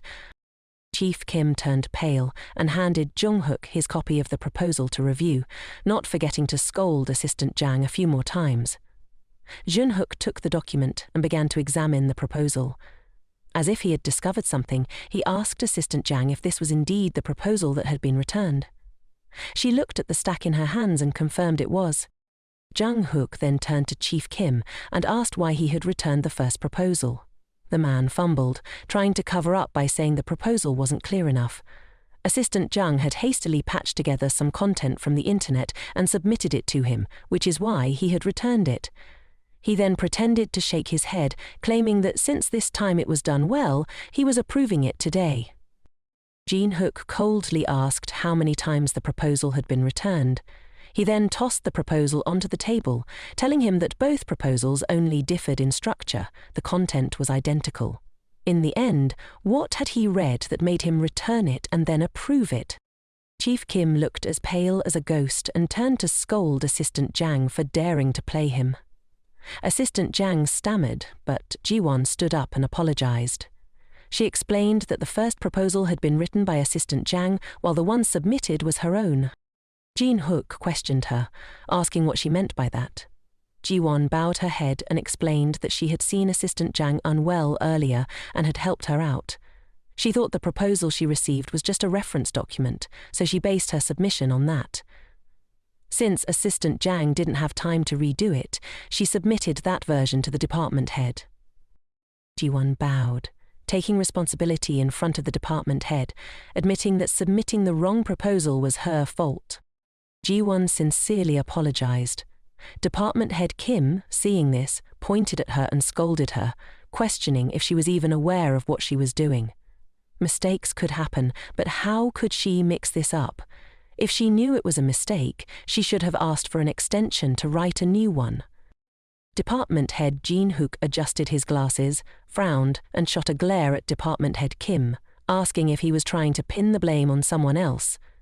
Suddenly, the fierce reprimand from earlier vanished, replaced by a stiffened posture as Kim stammered that he might have been tired and confused. Jin-hook tapped the proposal folder and echoed the question that Kim had just asked Ji-won. How could this be mixed up?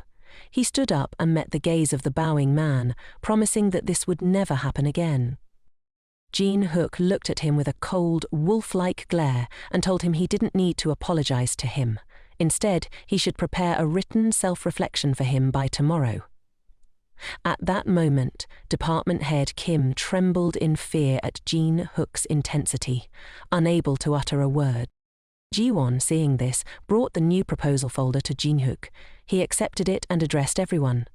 For future proposals, they should skip the first confirmation and bring them directly to him for review.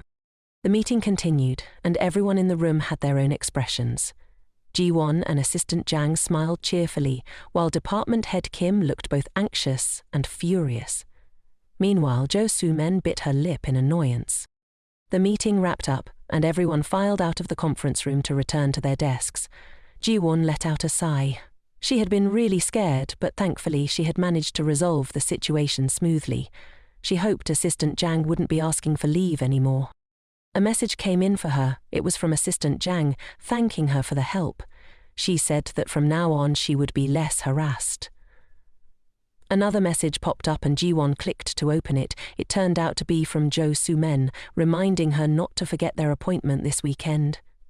Ji-won thought to herself, did she have any plans with her this weekend? Either way, she wasn't going to go. She glanced at her calendar. Her mouth suddenly froze mid-drag. Gwan's face went pale all of a sudden. Wasn't this weekend the day of their class reunion from years ago? She really just wanted to erase all memories of that day.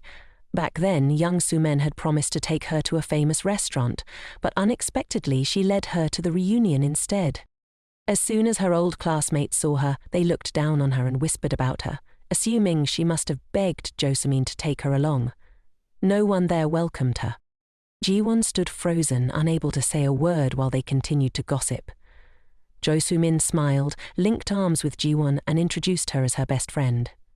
So, of course, she was there. Ji-won, feeling shy, excused herself to the restroom, but in there they were still talking about her.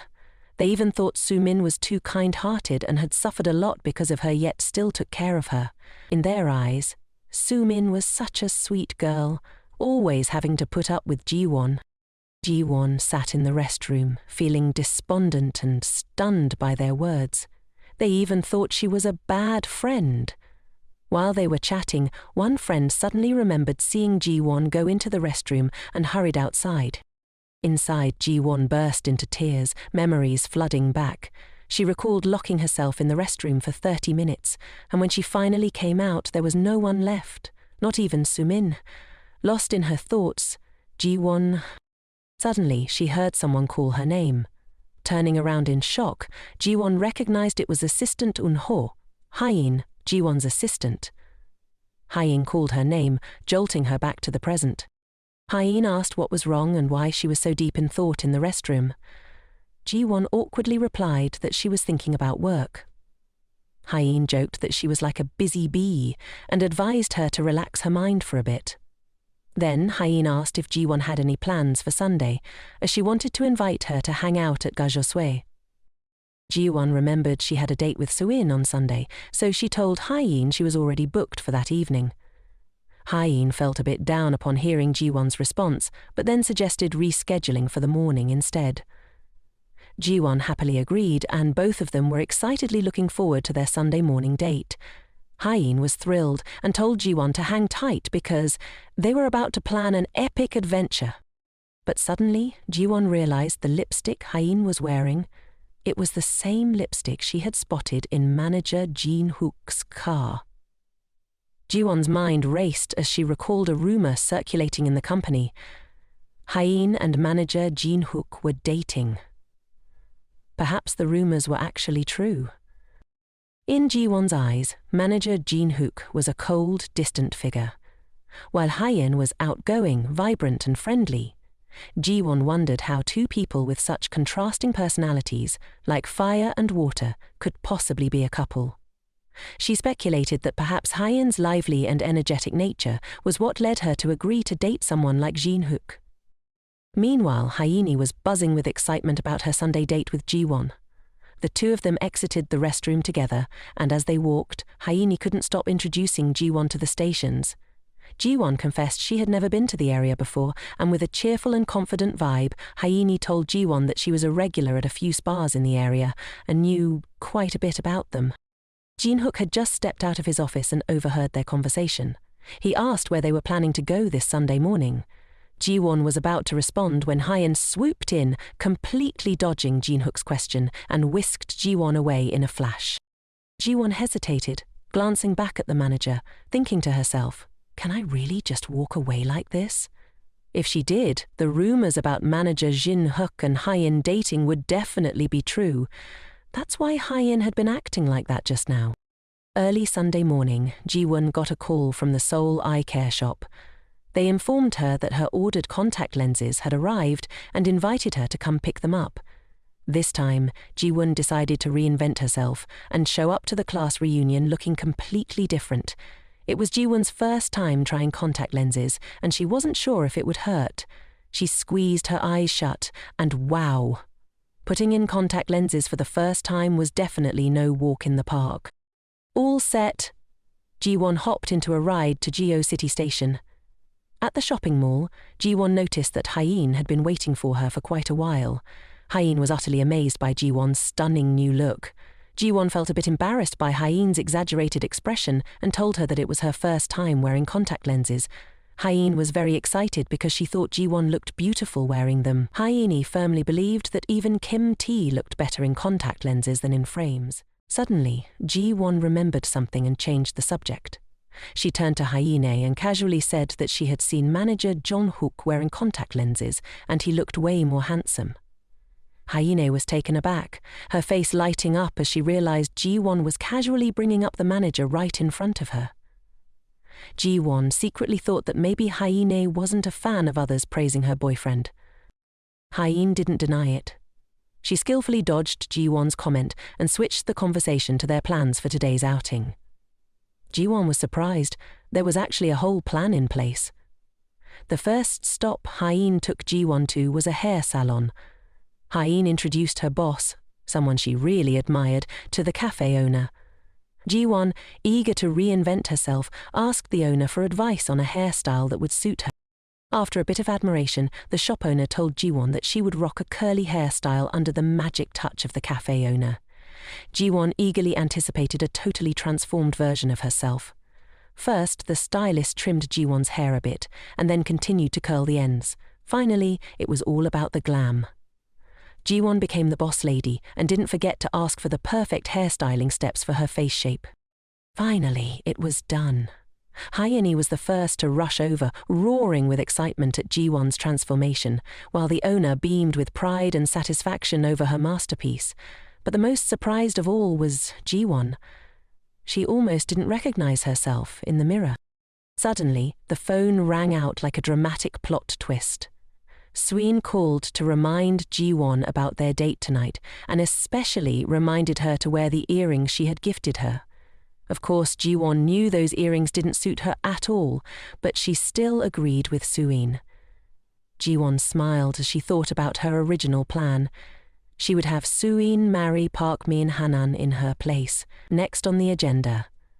She invited Hyeen for a shopping spree. And of course, Hyeen happily agreed right away, as this was part of the fun outing she had been eagerly anticipating for the past few days. On Sunday night at the class reunion, everyone was thrilled to finally catch up after such a long time apart, and the atmosphere was buzzing with laughter and lively conversations. Suin couldn't help but bring up Ji-won during the chats, fully aware that everyone thought Ji-won was the reason behind her many embarrassing moments. Meanwhile, Suin played the noble card, totally unfazed by all that drama, while her classmates thought she was just being a total airhead. Some people were curious about what Ji-won was up to these days, but they couldn't resist throwing shade at her down-to-earth fashion choices. Suin continued to defend Ji-won in front of their friends, and also shared with everyone that Ji-won would be joining the event. Suin pulled out her phone to call Ji-won, but the real reason she wanted Ji-won to come to the class reunion was something only the two of them understood. Ji-won picked up the phone, and Swin eagerly asked where Ji-won was, offering to come pick her up. Ji-won coolly replied that there was no need, and quickly stepped inside, ready for the show to begin. Everyone present was left in awe. They were taken aback as Ji-won cheerfully waved hello to everyone. She was no longer the everyday plain Jane. She was completely transformed into a showstopper. It had been ages, and Sween was the most surprised one of all. Ji-won was totally in sync with Sween, casually asking her about their date while pretending to be completely clueless about the class reunion. Sween rushed over to Ji-won, introducing her to the whole class as her best friend. And the one who brought her along, the whole class was buzzing with whispers. A guy even jumped up in surprise upon seeing Ji-won transform into a stunning beauty. But Ji-won didn't recognize him. She asked who he was, and he clearly answered, "Me, Kim Tae-song." Ji-won recalled that he was the one who teased her all the time back then. He noticed that Ji-won and Soo-in were wearing matching earrings, and couldn't help but emphasize how perfectly they suited Ji-won, while Soo-in looked like she had borrowed her mum's pair. Tong even asked Ji-won for her phone number and casually inquired if she had a boyfriend yet. Ji-won glanced at Swin, who was biting her lip in silence. The classmates were buzzing about Tong's actions, claiming he had no conscience. Ji-won got up and headed to the restroom, where the whole class was whispering and gossiping about Ji-won's transformation, even comparing Swin's look to something straight out of a fashion faux pas. Soo-in was fuming over the gossip, completely baffled by the situation unfolding around her. Everything was spiraling out of control, far from what she had anticipated. In the restroom, Ji-won slipped in because she found the class reunion utterly boring. She opened the door to the third bathroom, pondering as she gazed inside, vividly recalling the memories from this day 10 years ago. Soo-in, someone she once considered a close friend, had always been spreading rumors and bad-mouthing her. She couldn't understand why Swin's friends hated her so much. Remembering the story she had heard while sitting in the bathroom 10 years ago, she finally understood the real reason behind Swin's actions. This was precisely why she was revisiting that dreadful memory once again. Ji-won gritted her teeth. Even now, she couldn't believe it. Suddenly, a notification pinged on her phone. It was her manager, Jean Huck, texting to ask what she was up to. She replied that she was at a class reunion, unsure if there was an urgent matter since it was the weekend. She snapped her phone shut and heard footsteps approaching. Still the same gossip about her. She had heard these words a decade ago, and she remembered every single one, as if etched in her mind. Their conversation played back in Ji-won's head like a tape rewind, but this time was different. She couldn't let herself run away like a fool anymore. She pushed the door open, surprising them all. Ji-won asked if they wanted to hear what she had done to Swin back in high school. Swin's friends were taken aback by Ji-won's sudden appearance, but they still defended Swin, claiming she was just pretending to be clueless. They asked if Ji-won remembered Baek and Hanan. Ji-won was equally shocked to hear them mention that name. It turned out it was because of him that her friends criticized her for liking Baek and Hanan, which supposedly prevented Swin from confessing to him, but she knew that wasn't the truth. She had always thought that Baek and Hanan had a crush on Swin throughout their 3 years of high school. Back then, Ji-won received a love letter, but Swin told her that Baek and Hanan had confessed to her, even claiming she had no feelings for him. So Ji-won assumed that the letter was meant for Swin, only to realize now that it was actually for her. She didn't deny that she liked Baek and Hanan, but she had no idea that Swin liked him too. Yet those friends continued to defend Swin, even suggesting that Swin's failure to get into college was Ji-won's fault. They demanded that Ji-won leave Swin alone, especially since Swin was about to work at the same company as Ji-won. Hearing this, Ji-won could no longer hold back. She pulled out her business card and told them that Swin got hired as a contract employee because she had referred her. All of Ji-won's friends were skeptical about what she was saying. They snatched the business card from Ji-won's hand, and after reading the information on it, they realized Ji-won was right. She emphasized that, as a contract employee, Soo-in was super busy and had no time for beauty care. She even sarcastically remarked that the handbag her friend Ji-won was using was a knockoff. Hearing Ji-won say that, the whole group panicked. They demanded she apologize immediately, but they had no idea that Ji-won had changed. She knew the whole truth now. She had come back to get revenge on all of them. The ones who should be apologizing were them, not her. Throughout their high school years, they had blindly followed Swin in bullying her without checking if it was right or wrong. The group fell silent because the truth was undeniable. Ji-won asserted that if they saw the receipt for the handbag from the mall, she would apologize for calling it a knockoff. However, the more they heard, the angrier they got. Ji-won pointed out that while they were feeling wronged, she had felt the same way all those years. Ji-won told them that if they didn't believe her, they could go ask Swin. Then she turned and walked away with a fierce attitude, hoping she would never have to cross paths with them again. As she quickly exited the restroom, Ji-won couldn't shake off her disappointment in someone she once considered a close friend. It turned out Soo-in had always been slandering her. Remembering her high school days, Ji-won was sure that her isolation was also due to Sween, and today she finally understood the reason. The sound of Suin calling her snapped her out of her thoughts. Suin asked what she was doing standing there, and Ji-won gave a half-hearted answer. Suin was curious about what Ji-won and her friends had been talking about. Ji-won didn't beat around the bush. She recalled Park and Hwan, the most admired student council president in school, always surrounded by a dazzling aura. Ji-won was no exception. She had a crush on Park and Hwan. He was always gentle with her, making her feel warm and cherished, but he had responded to her confession with disdain.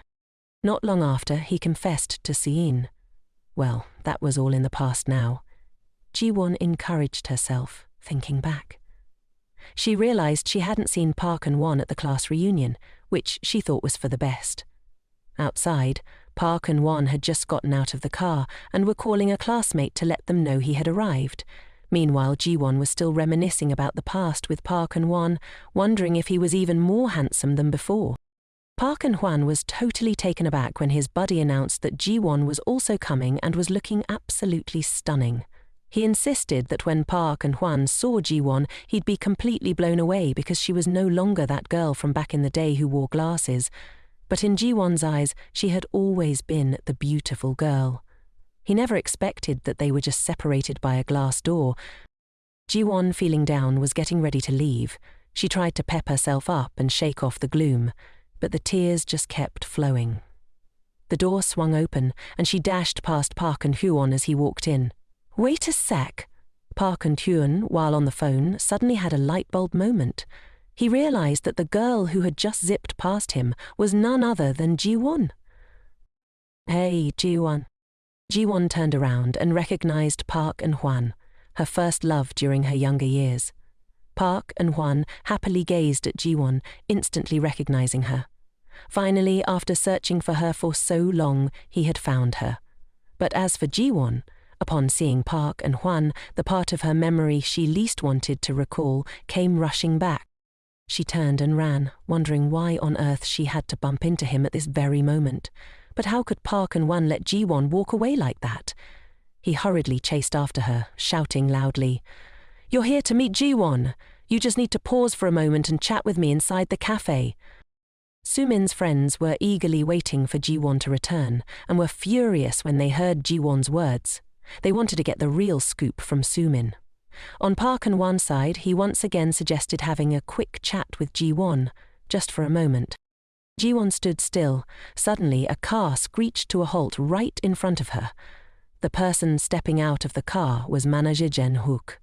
Hearing his voice left Ji-won in shock, wondering what the department head was doing here. Park and Hwan shouted, insisting he wanted to talk to Ji-won. Ji-won frowned and tightly shut her eyes, unsure of what to do next. Clearly, in the past, Park and Hwan was the one who walked away first. He had said there was nothing left to discuss, so now, what did he even want to talk about with her? With that thought, Ji-won turned away, leaving Park and Hwan standing there. She hopped into the boss's car for her grand exit. She was done with this place. But Park and Hwan still wouldn't give up, shouting loudly that Ji-won absolutely had to check the messages on that forum. Ji-won suddenly recalled the forum. Since graduation, she hadn't logged in there anymore. Jin-hook drove off into the sunset, and Ji-won glanced in the mirror, noticing Park and Hwan still standing there. She wondered why she had said that to him. As for Jin-hook, he remained silent, stealing glances at Ji-won as they drove. Meanwhile, in the restroom, the conversation between Sumin and her friends was still going strong. They were asking Sumin if it was true that she was a contract employee, and if Ji-won had introduced her to the job, as she had claimed. Hearing this, Sumin turned pale, wanting to dodge the question, but her friends weren't letting her off the hook. They were furious for being played. Sumin explained that she had confused it with another company and hadn't meant to say that. As she spoke, she silently blamed Ji-won, thinking that everything happening was because of her. At that moment, her friends began to realize that everything Ji-won had said was true, including the fact that she couldn't confess to Park and Hwan because Ji-won hadn't either. Soo-min turned pale again, thinking Ji-won had lost her mind for bringing that up. Back then, they were all just kids, and she had forgotten about that incident. One friend angrily pushed Soo-min, accusing her of deceiving them to gain their sympathy all this time. Soo-min shoved the girl away, shouting that she wasn't lying. Nevertheless, Soo-min tried to explain that she had hidden the company details because she was worried Ji-won would get scolded by everyone. However, Soo-min's friends no longer believed her. They realized that it was Soo-min's lies that had caused Ji-won to be scolded. In a last-ditch effort, Soo-min turned the tables, accusing them of being the ones who had picked on Ji-won. She never wanted that. Why were they now turning against her? Feeling utterly disappointed in her friends, they had nothing left to say to Soo-min. They left, hoping that Soo-min would cut off contact with them in the future. As the restroom door closed, Soo-min felt as if she had lost everything. She trembled and sank to the floor. She didn't want this. She didn't want things to turn out this way.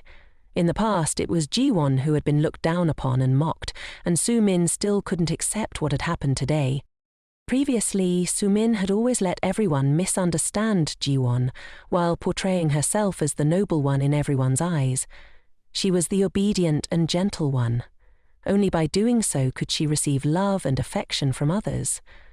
But now Ji-won had completely shattered that facade. Soo-min sat trembling in the bathroom, lost in thought for what felt like an eternity. By the time she calmed down, she had no idea how long she had been sitting there. Slowly she got to her feet, her legs numb from sitting for so long. She had no clue how to face everyone outside. She thought that if she just cried softly and spouted some nonsensical excuses, everyone would let it slide. But when she stepped into the dining room, the sight before her sent her into a panic. The room that had been bustling just moments ago was now completely empty. Meanwhile, Ji-won was sitting in the car with manager Jin-hook when her phone rang. Jin-hook glanced at Ji-won, noticing that after everything that had happened today, she was so exhausted that she had dozed off. He didn't want to wake her, but the phone rang again. In the past, the bullying had been absolutely outrageous. They even took pleasure in throwing trash at her. During those times, Soo-min was always the one to step in and protect her. Back then, Ji-won believed that Soo-min truly considered her a good friend, which is why she didn't want her to be hated by everyone else. Ji-won had once thought that everyone despised her, but everything changed when Park and Ho showed up. He came and sat next to her. Park and Ho insisted that sitting next to her would help him see the board better, so starting tomorrow he would sit there. With that, he flashed her a warm smile. Ji-won's feelings for him began to blossom from that day on. From then on, whenever Ji-won was bullied by her classmates, Park and Ho was the one who stood up for her. Ji-won couldn't understand why Park and Ho treated her so kindly. It all started when he told her to smile more, because she looked so much prettier when she did. After that, her classmates stopped throwing trash at her through the window. Her heart began to race every time she arrived at school, fueled by the positive encouragement from her friend, Soo-min, and the fluttering of her heart. Ji-won wrote a love letter to Park and Ho, and it was Soo-min who helped her slip that letter into In-ho's personal locker. But Ji-won completely forgot how she looked and the situation at that moment. That's why there was that conversation between her and In-ho. At the time, In-ho had said he had nothing more to say to her and turned to walk away, watching her letter crumple in his hand. That moment shattered her completely, and she sank to the floor, sobbing uncontrollably. Ji-won increasingly affirmed that aside from Soo-min, who cherished her, everyone else despised her. She was the girl who received no love and was neglected. At that moment, she had no idea that everything happening to her was intentionally caused by Soo-min, the person she considered her only friend. Soo-min had always been plotting behind her back. Memories of the past still made Ji-won cry unconsciously, and the painful past jolted her awake. It was then that Ji-won realized she had dozed off in Jin-hook's car. Looking at the jacket draped over her, she remembered she had fallen asleep in the manager's vehicle. Jin-hook, noticing she was awake, casually asked her a question. Ji-won hurriedly apologized and asked the manager what time it was. Jin-hook glanced at his watch and saw it was already 10. Ji-won couldn't believe she had slept for a full 3 hours. Feeling embarrassed, she thanked the manager and quickly opened the door to get out of the car. Suddenly, a hand grabbed hers, shutting the car door again. Jin-hook reached across her to grasp the door handle. At that moment, the distance between them was incredibly close. She had never been this near Jin-hook before, and her heart raced wildly. Jin-hook apologized to Ji-won for meddling, but he thought she wouldn't want to see Park and-wan right now. Hearing Jin-hook's words, Ji-won looked up and saw Park and-wan standing in front of her apartment building. She wondered why he was there. Unable to approach her, Park and-wan got back in his car and drove away. Watching his car leave, Jin-hook confirmed with Ji-won once more. Ji-won sighed in relief, realizing that the manager was quite perceptive, as he seemed to know she was avoiding Park and-wan. She thought to herself that she would have to move soon. She explained to Ji-hook that she and Min Hanan had a falling out over company matters, which was why things were like this. Remembering that the manager's hand was still on hers, Ji-won quickly pulled her hand away. Both of them felt awkward and shy as they looked at each other. The distance felt too close, and Ji-won hurriedly apologized. The manager calmly asked Ji-won if she loved Park and Hanan. Ji-won candidly admitted to Jin-hook that the truth was indeed so, as he was her boyfriend. However, she also told him that she felt uncomfortable answering such personal questions. As soon as she finished speaking, Ji-won suddenly felt flustered, thinking she had sounded too cold.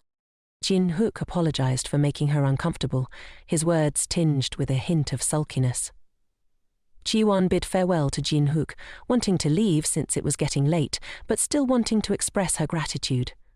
"Manager, thank you for all the help you've given me so far," she said, reminding him to drive safely. Jin-hook remained silent, not saying a word. Ji-won feared he was upset, so she thought to compliment him. She told Jin-hook that he looked much more handsome without his glasses. Hearing this, the corners of Jin-hook's mouth curled into a smile. He put on his glasses, not forgetting to tell Ji-won that she didn't look good in that outfit today. With that, he drove away. Ji-won didn't think much of it. She figured the manager was just like that. As she walked up to her house, she couldn't help but wonder if that outfit really was that bad. Jin-hook continued to watch Ji-won through the rearview mirror. His heart raced as he recalled the moment Ji-won smiled brightly at him. But he was puzzled as to why she had cried in the car earlier. Was it really because of some loser?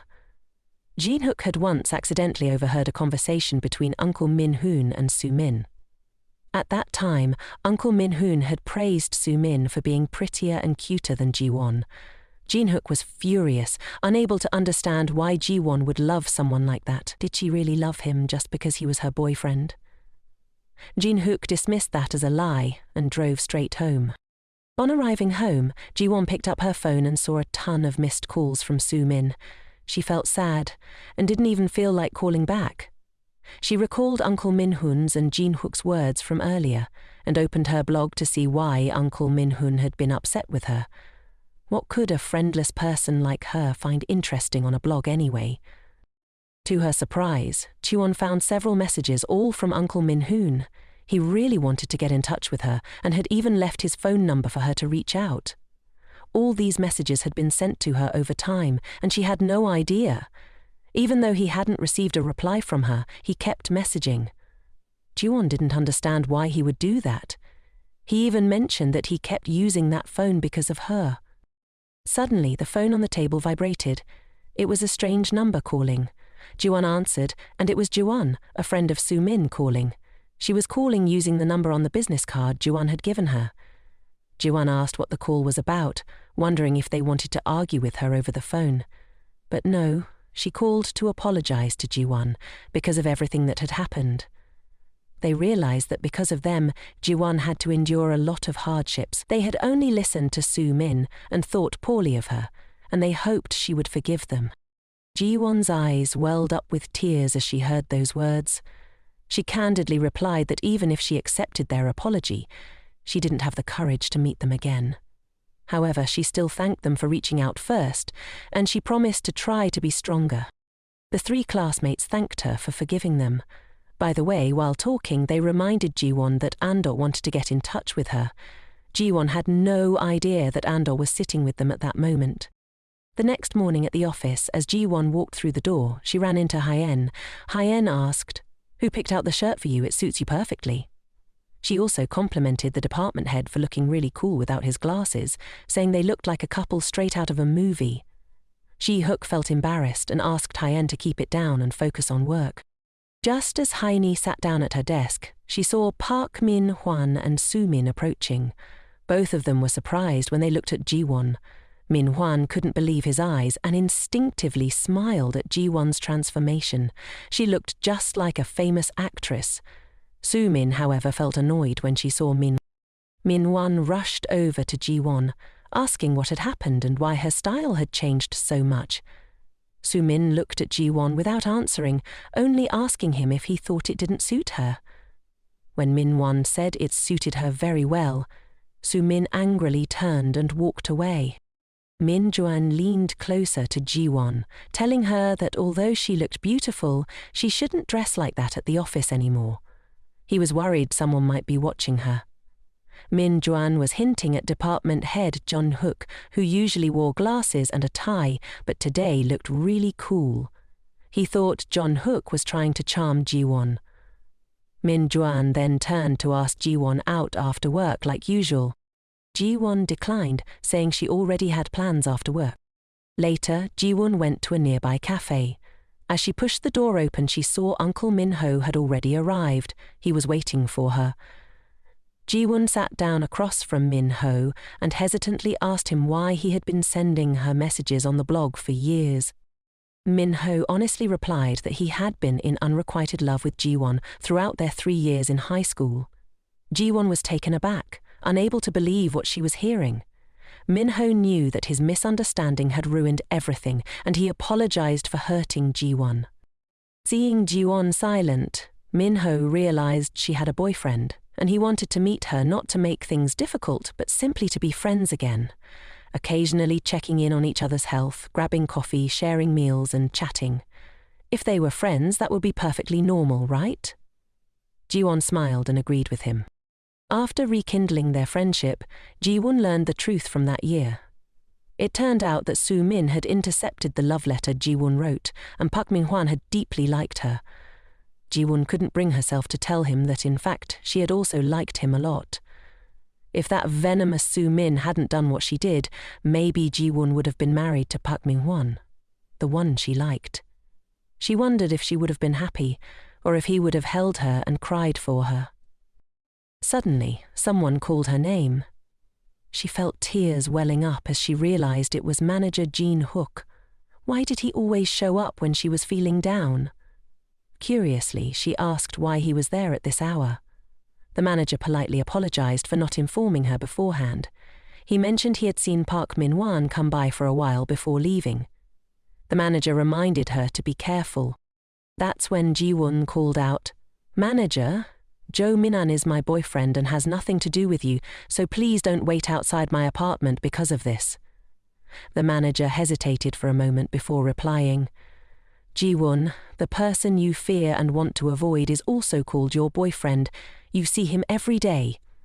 Don't you know why you endure and tolerate Soo-min's jealousy?" Ji-won directly asked the manager what he really wanted to say. The manager turned away and said, "I hope you won't cry alone anymore. I can't bear to see that." Ji-won felt annoyed and asked, "Are you this concerned about another girl? Does Hyen know?" The manager froze and asked, "What?" Ji-won angrily stated, "I know the two of you are in a relationship." Didn't he feel guilty towards Hyeni? The department head looked a bit flustered, and Ji-won mentioned that even though it was just her hunch, it seemed like that was the case. She added, "So please don't pay any more attention to me, or else I'll spill all the tea to Hyeni." Little did Ji-won know, the boss was about to reveal that the relationship between the two was nothing like she imagined. "Hyen is my little sister," the department head said. Ji-won's face went pale as she asked again. The department head urged her to keep this under wraps at the company since it was a bit of a sensitive situation. He clarified that he didn't show any favoritism toward Hyein, even though she was his sister. He just hoped Jiwon wouldn't get the wrong idea. Jiwon finally realized they were actually siblings. The department head added that, although he had a crush, he was still flying solo. A moment later the phone rang with a cheerful beep. Hyeini's voice, tinged with exhaustion, asked, "Why are you calling me at this ungodly hour? I still have to finish my plan." Hyeini told her that Jiwon already knew they were siblings, which made Hyeini extremely unhappy. Jean-Hook suggested she could pretend not to know. Hein retorted, "Is it really the right time for you to meet my benefactor?" She scolded her brother for putting pressure on girls and warned him that if he kept it up, he might end up in the long-term singles club. Jean-Hook asked back, "What's the difference between them?" Hein inquired if he was going on a business trip next week and promised to help him in every way possible, but reminded him not to act recklessly. The reason she helped her brother was because she thought that men like Hangyu were just total losers. Everyone in the company knew about that guy and Sumin's little romance, but since Sumin was Jiwon's best friend, she decided to let it slide. However, Hyeini added, this is definitely something we can't overlook. Jiwon had made her grand return home. She flopped down on the bed, utterly exhausted, replaying the scene from earlier in her head. The words of the department head echoed in her ears. Jiwon buried her face in her hands, tears streaming down her cheeks as she wondered why she had done that back then. It's like going on an adventure solo, isn't it? Park and Han's story really took her by surprise. It turned out there were so many people who cared about her, including Hyein and Assistant Jane. If she had been braver back then, would the plot have twisted differently? Suddenly, Jiwon reminded herself to stop daydreaming. Love was a luxury she couldn't afford.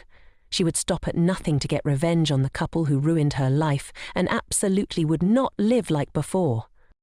The next day, Park Min-hwan was surprised to receive the food package Jiwon had sent over. She smiled beautifully, thinking he hadn't had breakfast, so she bought him an egg sandwich, unsure if he'd like it. Min-hwan joyfully moved closer to her. Of course he liked it. He wasn't angry at all, and kindly asked if she had gotten home late yesterday. Jiwon smiled apologetically, saying she was so tired that she just went to sleep as soon as she got home. Min-hwan thought to himself that she had been distant for a while, but now she seemed back to normal.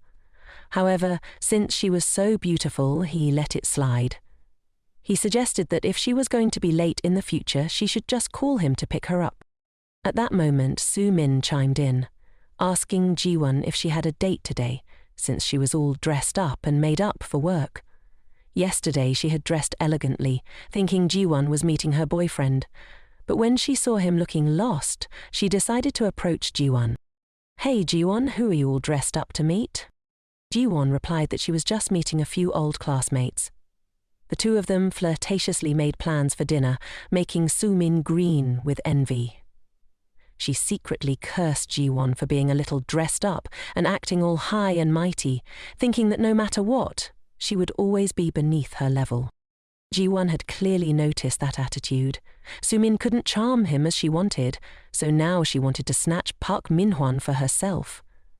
Her nature was to take whatever she wanted, and Jiwon knew this well. So, she decided to use that trait to her advantage. Su-min was now completely in her grasp, with no way to escape. Just then, Haine appeared and apologized for being late due to traffic on the bus. Cheerfully, she wished Jiwon a good morning. Jiwon smiled back at Hyeini.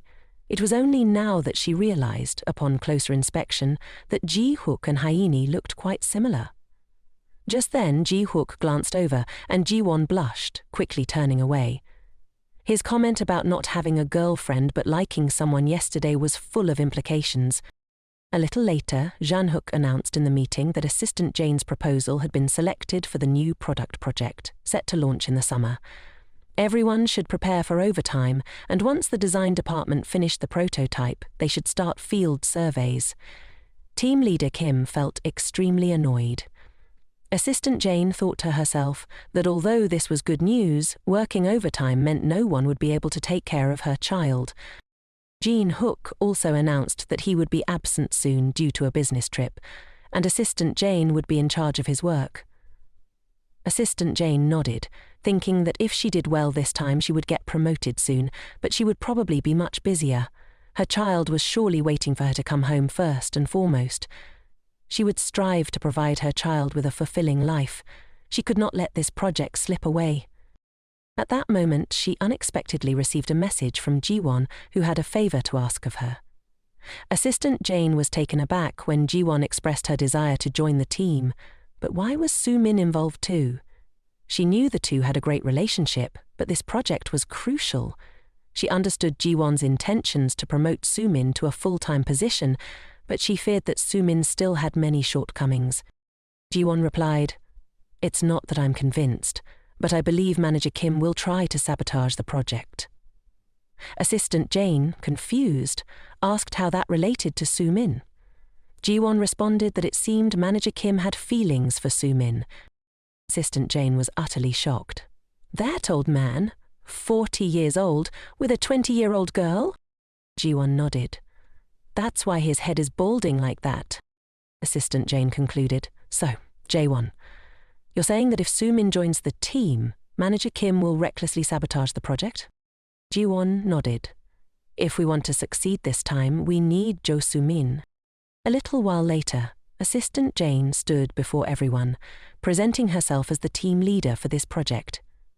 This project would be a collaboration between the marketing and development departments, and they would work hard to launch it by summer. Jiwon also introduced herself as the assistant who would take on the overall support role. Another person introduced himself as Leong-suk, the head of the second team in the development department. Their department had crafted prototypes within a limited time frame, totaling 3 types for field testing. Assistant Jane was pleased, thanked them, and praised the beautiful designs, suggesting they could go into testing right away. Jiwon thought to herself, "Thank goodness the prototypes are visually appealing." The issue was Jo Soo-min, who was worried about Manager Kim. They had included her in the team, and Jiwon was concerned that Soo-min might tarnish Assistant Jane's reputation soon. Soo-min was directly assigned by Assistant Jane to conduct surveys at the supermarket, but she immediately requested a different task as she wasn't good at interacting with people. Assistant Jane refused, stating that this was an important job and, who knows, Soo-min's bright smile might leave a good impression on others. With no other choice, Soo-min reluctantly agreed. She was also afraid that Hyeni would snatch the opportunity to become a full-time employee from her. And besides, working with Assistant Jane meant collaborating with Park Min-hwan, so she had to go along with it. However, Soo-min felt that inviting customers to try and evaluate the new product was humiliating for her. Soo-min was furious. "How could Assistant Jane assign me this task? You thought I would just obediently do this?" She pulled out her phone to play games, ignoring the customers who came to try it out. She answered their questions half-heartedly, thinking that just because it was a free sample, she didn't need to put in much effort. People would still come to try it, and there would be plenty of social media buzz. A couple also stopped by the counter where Soo-min was sitting. The wife asked her if the dishes contained any nuts. Soo-min still didn't take her eyes off her phone and said, "No." The wife introduced the new product to her husband and handed him a bite. Just as he took a bite, the husband suddenly felt uncomfortable. The food box he was holding fell to the ground as his body broke out in red spots. The wife panicked and shouted, "Hyun's allergic to nuts!" Meanwhile, Soo-min was still glued to her phone, unable to look up, annoyed that they were making noise and interrupting her record-breaking fish cake game. Seeing Soo-min's attitude, the woman couldn't hold back anymore. She yelled, demanding to know why Soo-min said the dishes didn't contain nuts, and how she planned to take responsibility for this. Soo-min folded her phone and indifferently asked, "What do you want me to do now?" She claimed it wasn't her fault, saying the couple ate recklessly just because it was free food. This made the couple furious. They demanded to see the manager and added that if they were in pain, they should hurry to the hospital. Just then, Dr. Manhwa witnessed the scene. He rushed over and asked Soo-min what had happened. The couple recounted the incident to Dr. Manhwa. Manhwa bowed his head in apology, saying he would take them to the hospital immediately. He turned to Soo-min and told her he would take them to the hospital first and that she should follow behind. Sumin felt scared, secretly blaming Assistant Jane for making her do this to humiliate her. At the hospital, Park Min-hwan asked Sumin if Ji-won had reminded her that the trial products contained allergens. Sumin cried, saying Ji-won might have mentioned it, but she hadn't heard, and apologized to him for that. Min-hwan felt a headache coming on. He was about to marry Ji-won and didn't want her to face disciplinary action, but he also didn't want Sumin to get fired. He suggested that Sumin shouldn't talk about this with anyone and told her to go apologize to the customers so they wouldn't file a complaint with the supermarket. Hearing Min-hwan agree to help her, Sumin hugged him tightly to thank him. Sumin said that even if she got fired, it wouldn't matter, but she was worried about Ji-won. Min-hwan comforted her, thinking that Ji-won had truly found a great friend. He urged her not to worry and to trust him. Min-hwan reached up to wipe her tears. In that moment, Sumin was determined to win this man over. Meanwhile, Ji-won was working, thinking about how Sumin and Min-hwan were managing their business. Just then, her phone rang. It was Uncle Min-hwan calling. He asked her why she hadn't told Sumin that the third sample contained peanuts. Luckily, he had arrived just in time to resolve the issue, or it could have turned into a big problem. Ji-won remembered that she had already discussed this with Sumin and realized everything. She didn't want to say anything more. Ji-won instructed him not to tell Sumin that she knew about it and asked him to comfort and reassure her on her behalf. Ji-won chuckled to herself, realizing that Sumin had truly lived up to her expectations. That evening at Assistant Jen's house, as soon as she walked in, she asked if her child had been well behaved at home and if they had troubled the grandparents. She asked her mother if the baby had been a handful, and her mother replied that the child had been very well behaved. Her father and husband asked if she was hungry and urged her to shower and come eat, saying they had prepared kimchi soup. She obediently went to take a shower. It had been a long time since she had bathed with such a light heart. It felt right to follow Ji-won's advice. She remembered a few days ago when she had shared her worries with Ji-won about not having anyone to look after her child. Ji-won had suggested that she asked her biological parents for help, but her parents thought she was living happily and didn't know that her husband had lost his job. She didn't want them to worry. Ji-won encouraged her to reconsider, saying that parents often think of their children and would do anything for them. She hoped that she could have an honest conversation with her parents. Who knows, they might become a solid support for her. She had thought a lot about it and couldn't give up on this project. If she got promoted, her family could live a happier life. Just as she finished her shower and stepped out, her husband rushed over to ask why she was calling her parents and talking about him losing his job. He told her she was crazy. Didn't she just need to go to work early and do overtime? She told him she had to work overtime with the staff at the company, and if he was uncomfortable, he could just leave the house. This house was under her name, and she was the one who paid for both the mortgage and living expenses. He raised his voice, questioning if she was trying to show off just because she had money. Furious, she told him to either go out and earn some cash or stay home and take care of the kid. If he didn't want to be kicked out of the house, he'd better get his act together. The next morning, as soon as she stepped into the office, Ji-won received a call from Assistant Jen. Listening to her, Ji-won said she was doing great, and from now on she could finally breathe easy. Assistant Jen thanked her, and Ji-won felt happy for her, since everything seemed to be settling down. While they were chatting, Manager Jen Hook approached her, causing Ji-won to jump a little. He asked if she was done talking with Assistant Jen. She replied that she was finished, but if she remembered correctly, today was his business trip day, so why was he here? Jin Hook explained that his flight was in the afternoon. He mentioned he had a few things to discuss with her, so he stopped by the office for a bit before heading out. Ji-won was puzzled as to why he would come all this way to talk when he had a trip coming up. The two of them headed to a cafe on the first floor, and as she followed him inside, she muttered to herself that she should have just kept talking to Assistant Jane. Jung Hook asked Ji-won what she wanted to drink, and she shyly replied that she'd like an Americano. When the cashier mentioned a free sandwich, Ji-won recognized the voice as very familiar. She looked up, over Jung Hook's shoulder, and realized it was Park Man-han. Jung Hook pulled out his card to pay, and Man-han greeted Ji-won with a bright smile, surprised to see her there. Ji-won was taken aback. Jeong-hyu was equally surprised, not expecting Ji-won to know him, and shot Man-han a not-so-friendly look. Man-han recognized him as the guy who picked Ji-won up at the class reunion and asked if he was Ji-won's boss. Ji-won felt confused when Jin-hook asked Man-han if he was the one who yelled at her to check the block. Man-han admitted it, saying he was running a cafe here and suggested they meet up more often in the future. Ji-won awkwardly agreed. When their drinks arrived, she wondered why, out of all the cafes, it had to be this one. Jin-hook asked if they were classmates. He pointed out that Man-han hadn't mentioned he was opening a cafe here. She told him she didn't know why either, but she was aware it was because of his unrequited feelings for her. She asked Jin-hook if there was something he wanted to tell her. Jin-hook sipped his coffee and mentioned that while he was on a business trip, Manager Kim would take over managing the work. He informed her that Assistant Jane's project wouldn't go through Manager Kim, but would report directly to the hubs. Ji-won asked if he knew about the poor relationship between the two of them.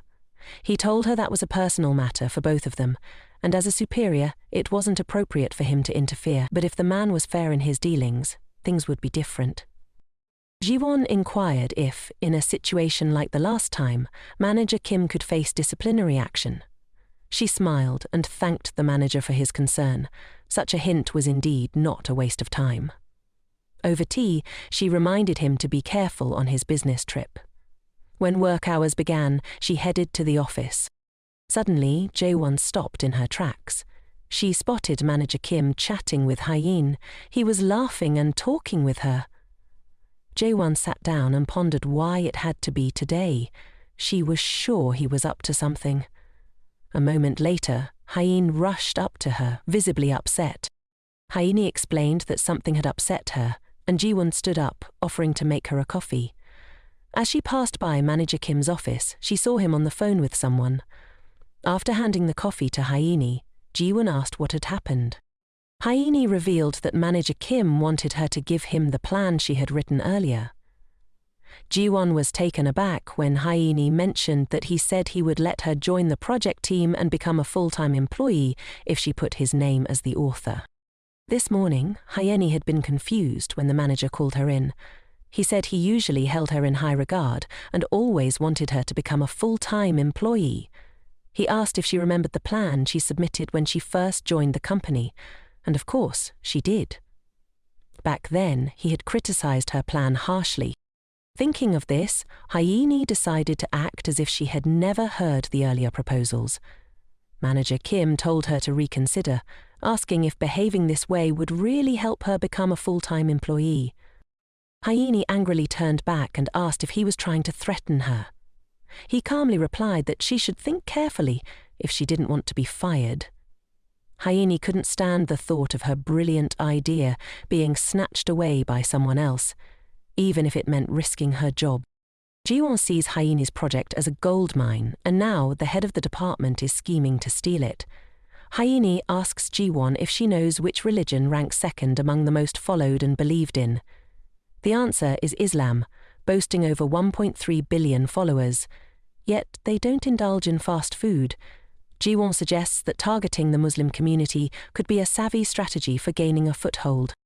Ji-won encourages Hye-in to hand over the plan to the head of the department, confident that he won't be able to pull it off. Hye-in questions why Ji-won is so sure about that. Ji-won explains that there will be risks involved, but she wants them to follow his orders for now. Later, she'll find a way to reclaim the idea for Hye-in, but not just yet. Hye-in agrees and hands over the plan to the head of the department, who immediately submits it to the CEO. The CEO is highly impressed with the proposal. It's been ages since he's seen such a creative project. He mentions that if the project gets the green light, they'll need to send someone to Arabia for market research. The head of the department instantly thinks of Hye-in and plans to find a way to send her there, telling the CEO that their team is also working on another project about salads. The CEO is persuaded and decides to prioritize the head of the department's project first. He secretly rejoices, seeing this as a once-in-a-lifetime chance to regain power. Only then will Soo-min trust and lean on him. She'll date and marry him. Meanwhile, Ji-won heads upstairs to the rooftop, bringing the documents to meet the head of the department. Just as Ji-won predicted, Assistant Jen's project has been temporarily shelved and pushed back behind the head of the department's project. Ji-won tells Assistant Jen to wait by the seaside for the enemy's body to surface. She remarks that for that to happen, someone needs to toss that body into the sea, and she's ready to be the one to do it. The head of the department is standing outside, smoking, waiting for her. He asks her what's up, and she presents the stack of documents in front of him. Ji-won says this is the report she has reorganized, and it will be beneficial for the project he's working on. This is the first step in Ji-won's plan to send him to the depths of the sea. The head of the department receives the report and skims through it. He asks her if she did it all by herself. Ji-won tells him that this industry has great potential and many businesses are targeting it, so they need to act faster than the competition. She suggests starting with advertising on social media and clearly analyze this in her report. The head of the department, Kim, is pleased. He thought that department head Ji-hook wouldn't be able to refuse. He cheerfully asks Ji-won if she wants to join the project team. She replies that, as long as he remembers her when he gets promoted, she's in. In the following days, everything unfolded just as she had planned. When the project information was made public, the company's stock price soared. The director praised him for achieving great success, and once the project wrapped up successfully, he would definitely get promoted. The head of the department, Kim, was over the moon. Shortly after, news about the company's branch opening in Arabia was splashed across several newspapers. That morning, at Eunke Company, the head of the department, Kim, was walking and singing, greeting every employee he encountered. The employees were whispering among themselves, puzzled by his sudden change in demeanor. His phone buzzed with a message from Sue Men, who said she had overslept and hadn't had breakfast. Head of the department, Kim, offered to buy her some food, and Sue Men thanked him, adding that she wanted some strawberry milk too. Head of the department, Kim, beamed, finding Sue Men really adorable. Suddenly, he received a call from Secretary Han, who informed him that the director wanted to see him. He happily rushed to meet the director, feeling like everything was going his way. At the door, he knocked and waited eagerly, then joyfully stepped inside, completely unaware of the storm brewing. The director was furious and threw a stack of reports at his head. He demanded to know if Kim knew what was going on and how he planned to take responsibility for the mess. Looking at the newspaper reporting on the kidnapping of South Koreans by Islamic extremists, he realized the company's stock had plummeted. At that moment, head of the department, Kim, understood the gravity of the situation. He bowed his head in apology and suggested they halt the project for now.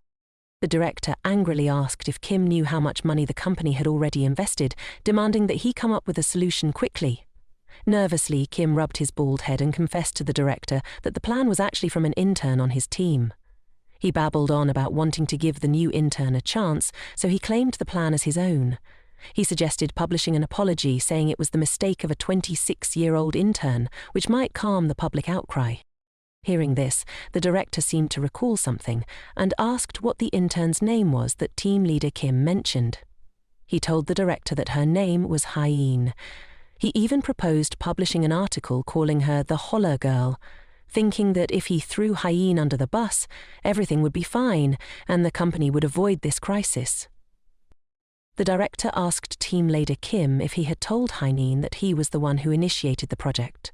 Of course, Kim had already said that. Immediately, the director demanded that he go tell Hyene that he had nothing to do with this. Everything was his own doing. The director shouted so loudly that everyone outside the office could hear. All of this was because of him, and now the branch in Arabia was also in danger. Team leader Kim walked out dejectedly, and everyone looked at him, whispering, "Because of him, everything is in chaos." At this moment, team leader Kim could only hang his head in silence. He didn't dare say anything. Pulling out a strawberry milk box from his bag, he tried to cheer himself up, reminding himself that he still had Sue Men by his side, and together they would get through this tough time. But when he brought the drink to Sue Men, she said she didn't drink strawberry milk. Confused, he asked why she had told him this morning that she wanted to drink it. Sue Men turned away without answering. Team leader Kim couldn't understand why she had changed her mind like that. Everyone in the office looked at him with sympathetic eyes. He gritted his teeth. It was all Jiwon's fault. She definitely knew Hyein had connections, which was why she befriended her. If he hadn't listened to her and leaked the documents to the press beforehand, things wouldn't have gotten this bad. Using the excuse of needing to submit a report today, he vented his frustration on Jiwon. But of course, Jiwon was already prepared. She had placed the report on his desk and texted him about it. With nothing he could do to Jiwon, he yelled out loud. He said she had pranked him on the street, and seeing Jiwon's attitude only made him more furious. He dramatically claimed that Jiwon's rudeness was a result of her parents' upbringing. Hearing this, Jiwon's expression darkened and her hand clenched tightly. He could say whatever he wanted about her, but she just couldn't stand it when he disrespected her parents. The head of the committee wasn't done yet. For him, everything that had escalated to this point was all Gan's fault. He raised his hand, ready to strike Jiwon. Department head Jinyu Huk witnessed everything unfold and swiftly intervened to stop him. Jinyu grabbed the collar of the head of the finance department. To Kim's surprise, Jinyu lifted him up high and demanded that he immediately apologize to Jiwon. The head of the department anxiously asked when he would be back from his business trip, but Ji-hook ignored him, demanding that he quickly apologize.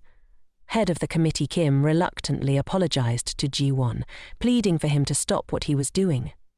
Ji-hook listened to her and let go, causing the committee head to crash to the ground. Seeing this, Jiwon felt a twinge of sympathy. Jin-hook declared that he would send a disciplinary notice to the company's disciplinary board. This incident was definitely not going to end with just a salary cut. A few days later, the head of the committee received the company's disciplinary report. In addition to the failed assault and defamation of assistant Ji-won, he was also facing extra penalties for stealing Hae-jin's ideas. Head of the committee Kim was taken aback when he overheard Soo-men chatting with Park Man-hwan. She told him that she and the boss had no relationship and that she planned to transfer to another department. Mainan didn't believe her, saying it wasn't necessary. The head of the committee was stealthily trailing behind, eavesdropping on their conversation. Soo-men asked Minan how the head of the department would face disciplinary action, and he said it was likely the High Council would take serious measures. The head of the committee's expression darkened when he heard what Minan said to Soo-men. He bought her a drink and told her that from now on she didn't need to butter him up anymore. He then asked if getting demoted and suspended for 6 months was like being kicked off the stage. Hearing this, the head of the committee rushed in and threw a punch, straight at Park Man-won's face. He berated Park Man-won as a dimwit, asking if he wanted to get choked by him. Soo-men asked why he would do that. He shouted loudly that he and Soo-men were about to get married, even though he already had a girlfriend and was still flirting with Soo-men. Soo-men felt extremely embarrassed when manager Kim announced this to everyone. She definitely didn't want Park Man-hwan to know about her relationship with him. Manager Kim wasn't giving up. He told Soo-men to clarify whether their love was real, and she panicked, denying everything. Everyone in the company witnessing the scene started believing the rumors about her and manager Kim. Soo-men told manager Kim he wasn't thinking straight, which flustered him. He asked if she was acting cold towards him because of Park Man-won. Seeing so many people whispering, Soo-men hurriedly ran away, feeling embarrassed. Now everyone in the company would know all about her and manager Kim. She ran into the restroom and locked the door. She thought manager Kim could no longer take advantage of her, but now it would be very difficult for her to become a permanent employee. What would she do from now on? Suddenly a smile appeared on her face as an idea popped into her head. If there's no manager, there's still a department head. The next day, during the meeting, department head Jin-hook announced that manager Kim had been suspended and had his salary cut. He also asked if Minin was okay after being hit by him. Minin felt shy. Why was he bringing up that he got hit before the meeting? Jang-hook continued, announcing that the Hala project would be temporarily halted, and mentioned that the plan had been written by Hyein.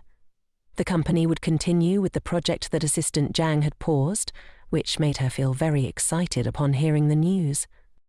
Jean-Huc also mentioned that since Manager Kim was suspended, the team needed to add more personnel. He introduced someone from the development department who would be sent to support them. That person was none other than the head of the marketing department, Monsieur Le Dunay. Jean-Won was surprised to see him.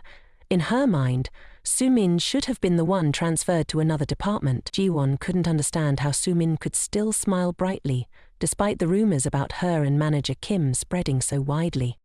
Finally, Jean-Huc announced there would be a party on Friday. He assigned Hane to choose the venue and inform everyone later. Before leaving, Su-min intentionally said loudly that she had heard everything clearly. She even smiled brightly and deliberately ran her fingers through her hair for the manager to see. In her mind, she thought, "There's nothing easier in this world than seducing a man." After work, Haini pulled Ji-won into a cafe on the first floor and asked how she knew about these things. Ji-won said she assigned the Hala project to Manager Kim because she knew there would be issues. Ji-won denied it, taking a sip of her coffee. Of course, this was something she couldn't let anyone else know. In her memory, the incident of Koreans being captured around this time of year stood out. She remembered Man Hanan being very angry when the government spent a lot of money to rescue the kidnapped hostages, but of course, she couldn't talk about that with Hyani. She made up an excuse about the tense situation with the Taliban, so she guessed that hearing this, Hyani admired her even more. While they were chatting, Eun-won brought free pastries to the two of them. He asked Ji-won if this was the first time he met her colleague. Ji-won introduced them so they could greet each other. Eun-won placed the pastries on the table, and Heen realized this was her brother's rival. She told him she didn't like sweet pastries. Park Man-han smiled and told her to give it a try. He only added a little sugar so it wouldn't be too sweet. He went on about the pastry, confident that Hyeen wouldn't regret trying it. Hyeen focused on the pastry in her hand, took a bite, and her eyes lit up. She couldn't believe it had such a sweet flavor. Hyeen exclaimed, "Does this flavor really exist?" She didn't expect Hyeen to introduce her to such a delicious pastry. He really was a good guy. He told her that if she wanted to eat, she could drop by the cafe any time, because he would always save one for the person he had been secretly in love with for all these years. That person was Ji-won. Hyeen understood, but pretended not to hear. Meanwhile, Su-min was sitting alone in her office. Lately, she couldn't figure out Ji-won's moves. Just a moment ago, she had been out with Hyeen who knows where. Suddenly, she heard footsteps nearby. Turning around, she saw the manager heading to get some water. Su-min thought this was a perfect opportunity to make a move on the manager. She suddenly ran over to ask if he wanted coffee. She could make it for him. When he said he drank soda, she snatched the bottle from his hand and helped him open it. She asked, "You seem to prefer soda over coffee. I feel the same way." After pouring the glass of water, Su-min handed it to the manager. As Jang-hyuk reached out to take the cup, Su-min pretended to lose her grip and exclaimed, causing the entire cup of water to splash dramatically to the ground. Su-min gasped and quickly crouched down to ask Soo-hyuk if he was okay. Su-min winced as she pricked her finger on a shard of glass, pretending to cry out in pain. She called the department head, saying her hand was bleeding. Chin-hyuk asked if she was okay and then turned to walk away. Su-min continued to tell him she was in a lot of pain, but Chin-hyuk coldly brushed past her, leaving her sitting there injured. He mentioned there was a first aid kit on the shelf and reminded her to clean the floor once she finished her tasks. Su-min couldn't wrap her head around how someone could be so emotionally detached. As Jun-hyuk stepped out the door, he bumped into Park Man-hwan coming in. Park Man-hwan rushed over to Su-min, concerned and eager to check if she was okay. Su-min spotted him and burst into tears, saying she had hurt her hand. Park Man-hwan was worried about her, reminding her to be careful and asking if she had any other injuries. Su-min thought to herself that this was the typical reaction of a guy, totally different from Hyuk-hyuk. She asked Park Man-hyuk if he could blow on the spot where her hand hurt to help her feel better. Park Man-hyuk immediately agreed. He gently took her hand and blew softly on the spot where she was hurting. Su-min said to him, "Good thing you're around." Meanwhile, Jong-hyuk was hiding by the door, watching as Park Man-hwan held Sumin's hand, complimenting her delicate and charming fingers. He even secretly compared her to Ji-won. Neither Sumin nor Park Man-hwan had any idea that someone was watching them from outside the door. Jong-hyuk tightened his grip on the door, unable to hold back any longer. He thought to himself, "You can't let Ji-won keep dating a loser like Park Man-hwan. If Ji-won finds out the truth, she'll have to endure more heartbreak." Just then, he spotted Ji-won and Hae-yeon returning. Hae-yeon was still engrossed in talking about the cake she got to enjoy today, saying it was the best cake of her life. Ji-won spotted the manager and walked over to greet him. Jin-hyuk asked Hae-yeon if she often visited the Ballo Cafe, and Hae-yeon felt a little flustered. She remembered her uncle warning her to steer clear of the cafe owner and encouraged the relationship between her and Hae-yeon instead. However, thinking about that delicious baked pastry, she reluctantly apologized to her brother. In that moment, she decided to stay out of sight so the two of them could handle things on their own, which might be more effective. Hae-yeon made an excuse to head to the development department and slipped away. Ji-won also asked the department head for permission to leave early. Jang-hyuk immediately called her back. He pulled her gently and stood in front of her, asking where she thought she was going. Ji-won told him she was going to the break room to get a water bottle, and Jang-hyuk offered to help her. She awkwardly declined, not wanting to run into Park Man-hwan right now. She needed a reason to keep her distance from him. Jin-hyuk quickly invited her to dinner with him that evening, explaining that he had something important to discuss with her. Ji-won agreed, saying she was free tonight, but asked if what he wanted to discuss was work. Hearing Jong-hyuk mention it was about Assistant Kim, she agreed. He then informed her that the break room was having plumbing issues and suggested she go to the room across the hall instead. Watching Ji-won leave, Jong-hyuk let out a sigh of relief. He didn't want her to witness anything that would hurt her. That evening, Jin-hyuk took Ji-won to dinner at the E1 hotel. Ji-won asked him what the issue was regarding Assistant Kim and why he was taking her to a 5-star hotel for dinner. Jin-hyuk explained that she had worked hard due to the incident, so he wanted to thank her. He then asked if she still intended to see Park Man-hwan, mentioning that she might find it uncomfortable, but it was a very important question for him. Ji-won replied that she had made it clear before that she didn't want to discuss her personal life, so she had no reason to answer his question. She added that she and Park Man-hwan were dating just fine and hoped he would stop. Jin-hyuk agreed, and they continued their meal.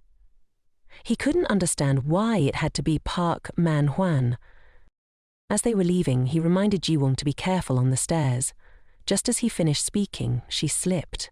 Ji-won lost her balance and fell forward. Jin-hyuk panicked and didn't manage to catch her in time. Ji-won fell to the floor and her shoe broke. Jin-hyuk hurried over to ask if she was okay, and Ji-won sadly said she had just gotten her shoes repaired and now they were broken again.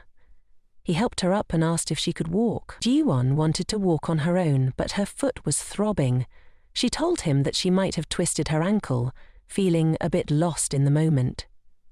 Jong-hyuk politely excused himself, then swiftly scooped her up in his arms.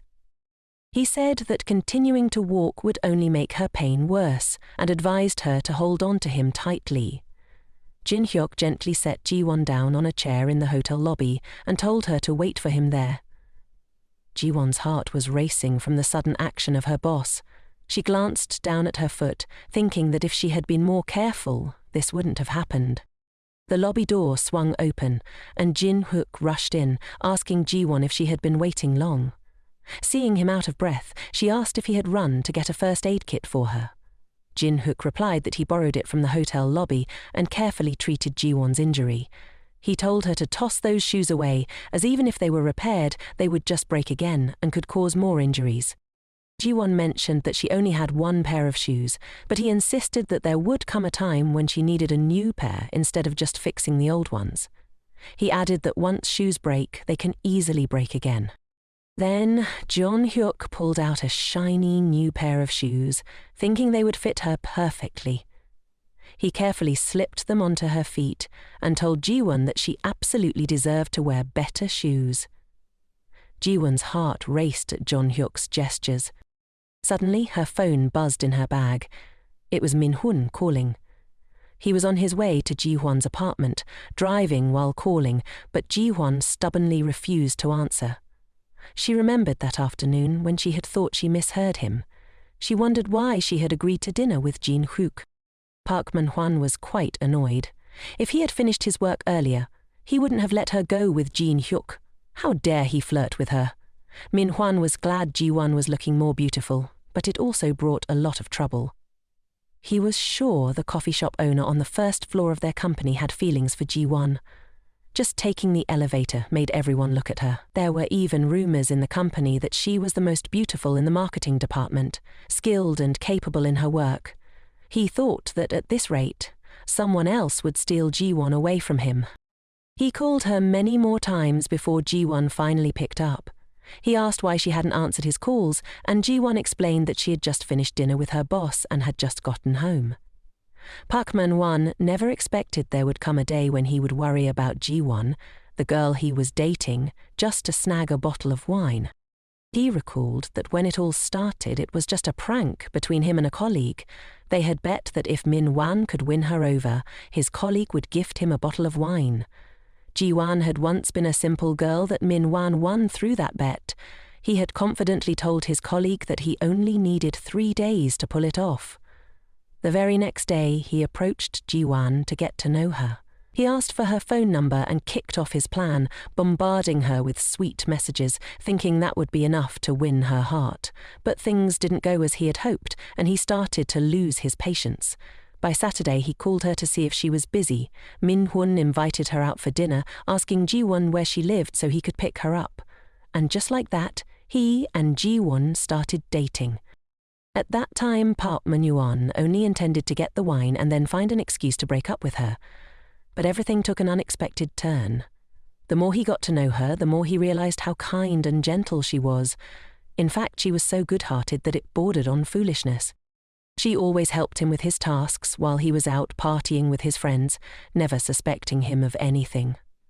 That was what Park Man-hwan liked most about Ji-won. But lately, he couldn't shake the feeling that she was acting differently, and he wondered if she was cheating on him. Regardless, he didn't care about the reasons. He had become a much more capable man than before. Park Man-hwan opened his computer to check the stock market. Seeing the numbers surge, he thought it was time to put his plan into action. The next day, he would take Ji-won on a boat ride on the Han River. On that boat, Park Man-hwan planned to execute his scheme. He absolutely wouldn't let anyone else take her away, even if it cost him everything. She had to be his. Fireworks exploded, lighting up the sky. Under that sparkling sky, Ji-won held the bouquet Min-won had given her, looking stunning. Park Man-hwan took out the ring he had prepared and knelt down to propose to Ji-won. He told her that he loved her, and as long as she agreed, he would make her happy for the rest of their lives. Ji-won beamed with joy. Of course she agreed. Park Man-hwan pulled her into a tight embrace, declaring that from now on she was forever his. He added that she didn't need to worry about their honeymoon home. He had made a lot of money this time and would take care of everything. Ji-won smiled. Everything was going according to her plan, including the day when the MW company unexpectedly declared bankruptcy. The next morning it was back to work as usual. While having breakfast with everyone in the office, Ji-won shared that her boyfriend had proposed to her and that tomorrow night she would be meeting his parents. Ah-yin asked if the shirt she was wearing and her new bag were also gifts from Assistant Park. Ji-won replied, "Yes, he wanted to make a little from stocks, so he bought them for me. He also said he would take care of the honeymoon home." "Really?" Ah-yin asked. "Park is quite impressive." "Hala, but don't you think getting married so soon is a bit hasty?" Soo-min asked Ji-won if she was really going to marry Park Man-hanan. Ji-won laughed and told her, "Who else treats me with love and kindness while having a stable job and a business mind like him? Marrying Park Man-hanan will definitely make me very happy." She also asked everyone to keep this a secret for her, and Soo-min happily congratulated Ji-won, looking at the ring on her finger. As she watched, Soo-min thought to herself that she must have him at all costs. Seeing Soo-min's expression, Ji-won knew she would be so jealous she might go crazy. Even after finishing breakfast, Soo-min was still fuming. She wondered what Ji-won had that made her worthy of marrying Park Man-hanan. Soo-min was frustrated. She had always waited on Ji-won, giving her whatever she wanted and always being by her side. She thought she had treated Ji-won well without any ulterior motives. Now she was determined to take everything from Ji-won. Dumping the leftover food from her tray into the trash, Soo-min swore she could not let Ji-won live happier than she. Back in her office, Ji-won opened her account to check her pharmaceutical stocks. Currently, the stocks she held were up by 170 million.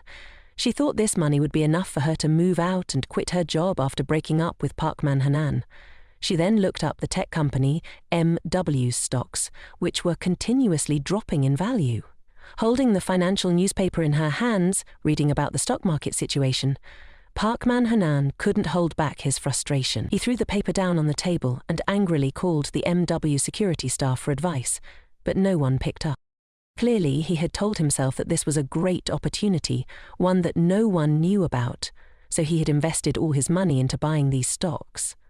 Now, his 40 million was just a pile of worthless paper. If Ji-won found out, she would definitely not agree to marry him anymore. He decided to hide this from Ji-won, planning to make profits from other stocks instead. For now, he would call his parents to borrow money. He regretted buying her that expensive designer bag. He wished he had just bought her a knockoff instead. Ji-won came looking for him and said that everyone was waiting for him to go celebrate Assistant James' project. Park Man-won said he had forgotten and casually tossed the newspaper he had just read into the trash, fearing she would see it. He told her to ride in his car, and Ji-won agreed, even suggesting that Soo-min join them, which Park Man-won naturally accepted. Ji-won glanced back at the newspaper Park Man-won had thrown away, secretly smiling, knowing this would happen even before he did. Today, their office was going out for a barbecue, a place chosen by Hyeen. Hyeen told everyone to focus on eating, while she would take care of grilling the meat. Everyone praised her grilling skills, saying they were truly amazing. Soo-min told Hyeen that she thought she was more suited for a part-time job at the barbecue place than being an office worker. Hyeen wasn't having it. She claimed to be multi-talented and asked Soo-min what she was good at. Soo-min shyly looked at Hyeen, thinking, "How dare this younger girl tease me?" Watching the two of them, Ji-won felt very happy. Jang-hook sat across from her, looking at Ji-won with a sad expression. This morning he had received a message from Hyeen saying that Ji-won had told them she was about to marry Park Man-hwan. Hyeen had asked her brother if he was just going to stand by and watch this happen. He heard Park Man-hwan remind Ji-won that tomorrow was the introduction ceremony for both families, so she shouldn't drink too much. Jang-hook didn't know what to do now. He kept pouring and drinking continuously. Could he stop Ji-won's marriage? Soo-min raised her glass and invited Park Man-hwan to drink. She hoped he would care for her more in the future. Watching Park Man-hwan down his drink, she told herself she would definitely claim him, no matter what. He would have to belong to her. The two of them kept switching glasses, and it seemed that Park Man-hwan was also getting tipsy. In the dining room, Jae-won and the two of them were present, while the manager stepped outside to take a call, and Hyeen and Assistant Jan had gone to the restroom and hadn't returned yet. Jae-won didn't like watching the two of them having fun together. She thought her chance had come, a chance to get revenge on them for all the pain they had caused her. She would return to them what she had to endure. Thinking this, Ji-won immediately stood up to stop them from drinking any more. She told Park Man-hwan it was time to go home, ignoring Soo-min's insistence to keep drinking. Ji-won told Park Man-hwan she would help him into his car first. He handed Ji-won the keys and told her to wait in the car for him, saying he would call a driver and come out later. Watching the two girls leave, Park Man-hwan finished the last sip of his drink, thinking to himself that Soo-min was still cuter. She was sweet and knew how to entertain while drinking. Ji-won took Soo-min to the car. She kept complaining about how hard her life was at the company. Ji-won said she used to feel the same way. She mentioned that it was thanks to Park Man-hwan's help that she got through it. Hearing Ji-won say that Park Man-hwan was so perfect made Soo-min want to marry him. Ji-won searched for her phone, and just then Park Man-hwan came out and asked why she hadn't gotten into the car yet. Su-min made an excuse, saying she'd forgot her phone in the restaurant and asked Park Man-hwan to keep an eye on Su-min for her. Ji-won hurried back inside. Park Man-hwan peeked into the car to check on Su-min, who was starting her own plan. She pretended to shiver and told Park Man-hwan she felt very cold. Seeing this, he took off his jacket and draped it over her, then went to turn on the heater to warm her up. Su-min thanked him, her voice warm and inviting. She secretly thought that the bait had been taken. Park Man-hwan told her to hang in there for a bit, as Ji-won would be back soon. But little did he know, this was a dinner table Ji-won had set up for the two of them, so how could she possibly return at this moment? Su-min raised her hand to cover Park Man-hwan's mouth and told him not to mention Ji-won right now. It was just her and him here. Park Man-hwan looked at Su-min's expression, his heart racing wildly. Indeed, he had found himself liking her much more than Ji-won for a while now, yet he had always restrained himself from crossing the line. Looking at Su-min's sweet face, combined with her playful demeanor, made him truly lose his. Su-min pulled Park Man-hwan closer to her. Su-min suggested that he could take her inside the house. With her proposal and charming antics, Park Man-hwan could no longer hold back. He jumped into the car, wrapped his arms around Su-min and kissed her. Just like that, they had truly lived up to Ji-won's expectations. Both of them had different motives. Su-min wanted him out of jealousy towards Ji-won, not wanting Ji-won to be better than her, while Park Man-hwan was simply a scoundrel, a jerk. One was Ji-won's fiancé, and the other was someone she had considered a close friend for a long time. At that moment, both had betrayed her. Su-min suggested that Park Man-hwan hold her tightly, feeling satisfied as she had achieved her goal. She was about to have the man in front of her, the one who was about to marry her friend, Ji-won's boyfriend. They truly matched well, two utterly shameless individuals. Ji-won stood behind, witnessing everything that had just unfolded. They couldn't know that she hadn't forgotten her phone. That was just part of her plan. She watched the two of them embrace, and it seemed like this could finally put an end to everything. At last, Ji-won could take her revenge on them. Yet, even though everything had gone according to her plan, why were her tears still flowing? Clearly, they were the ones who had betrayed her first. She gripped her phone tightly, ignoring the incoming calls. Memories of the two of them flashed through Ji-won's mind, memories she wished to forget, even just for a moment. She remembered returning home from the hospital, looking for Park Man-hwan. When she arrived at the door, she spotted two pairs of shoes, Park Man-hwan's and a woman's. Although she had a gut feeling that something was off, she never expected that the person lying in bed with Park Man-hwan was her friend, Su-min. She was truly heartbroken, but now they would have to endure the pain she once suffered. The nightmare was just beginning. Even so, seeing them betray her once again, Ji-won's tears flowed endlessly. At that moment, the driver Park Man-hwan had called earlier arrived. She watched as the car slowly drove away. Ji-won stood there, frozen.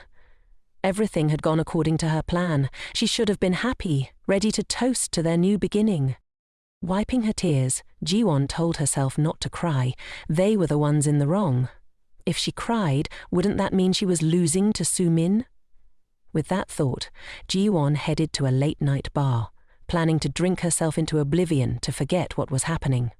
When Ji-won finally opened her phone to check, she noticed several missed calls from her boss, Ji-hook. Just as she thought of him, her phone rang again. He really did care, didn't he? This time, Ji-won answered, and Ji-hook asked where she was and why she had left without telling anyone. She told him she wanted to get drunk and was sitting alone at a bar. When Ji-hook asked which bar she was at so he could come, she hung up. Ji-won continued to drink. Of course, she wouldn't tell him where she was. If she did, he would definitely come, and right now, she just wanted to be alone. She thought if she had made different choices in life, maybe those two would have changed. But even now, living again, Park Man-hwan and Su-min were still the same. They still chose to betray her. And she, despite having died at their hands, still clung to hope like a fool. Suddenly, a hand snatched the bottle of alcohol from her grasp. Jin-hook had arrived. He told her to stop drinking, saying it was enough. Ji-won was surprised. He really was something. She asked how he had found her. When Jin-hook inquired where Park Man-hwan and Soo-min were and why she was sitting there alone, she told him they had left and that those two were very close, so he should just pretend he didn't know anything. Jin-hook sensed something in her words, as if he had uncovered the relationship between Park Man-hwan and Soo-min. He offered to stay with her while she drank and promised to take her home later. Ji-won, exhausted, told him not to worry. She was tired of love and dating. Ignoring her, Jin-hook sat down beside her and asked if she wasn't going to date him, how did she plan to take advantage of him? Ji-won didn't understand what Jin-hook was talking about. He suggested she should date him if she didn't want to look more haggard. Ji-won panicked, wondering if she really looked that bad. Despite her emotional turmoil, Jin-hook's presence had a soothing effect. Ji-won's mood lifted slightly. She didn't hate him at all. Setting her glass down on the table, she asked him to turn to face the door for a moment. Jin-hook agreed without hesitation.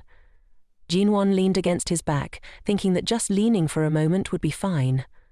In that moment, his back felt as sturdy as a tree trunk, offering a sense of comfort. They sat there for a long time without speaking, but that was all Jin-won needed right now. Being next to Jin-hook made her feel oddly comforted.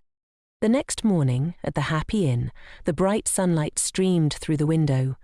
Park Man-hwan woke up with a terrible headache.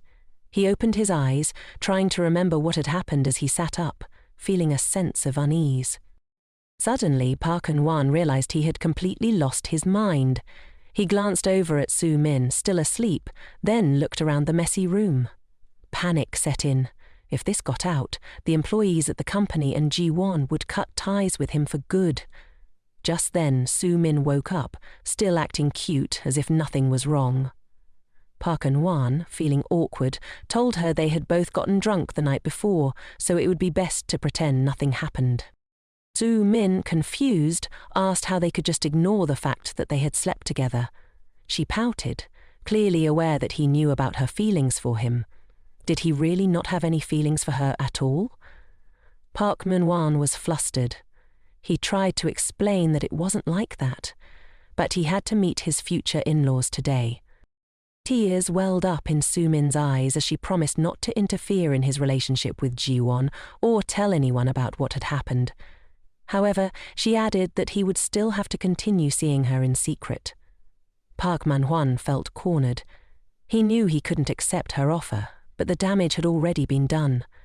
Feeling guilty, he embraced Soo-min tightly, thinking to himself that his romantic entanglements were spiraling out of control.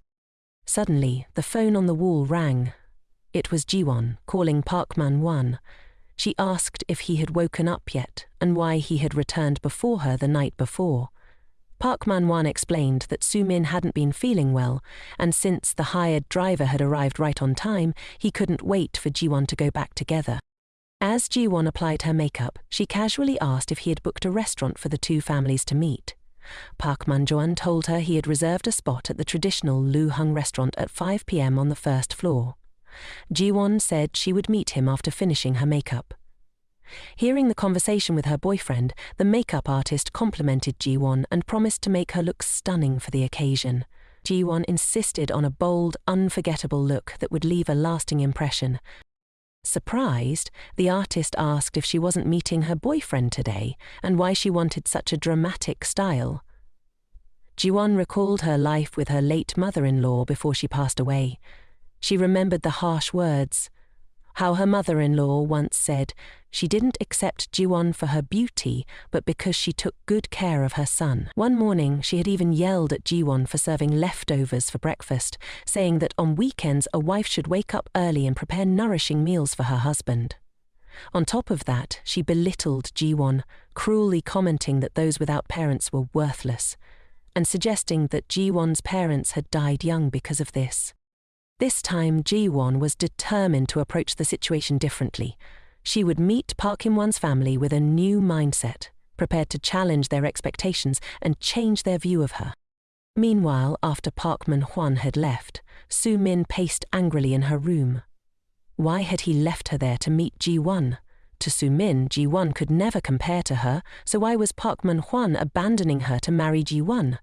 Fueled by jealousy and a sense of rivalry, Soo-min became even more determined. She vowed to win Park Man-hwan at all costs. Yet, why was everything still not going as she wished?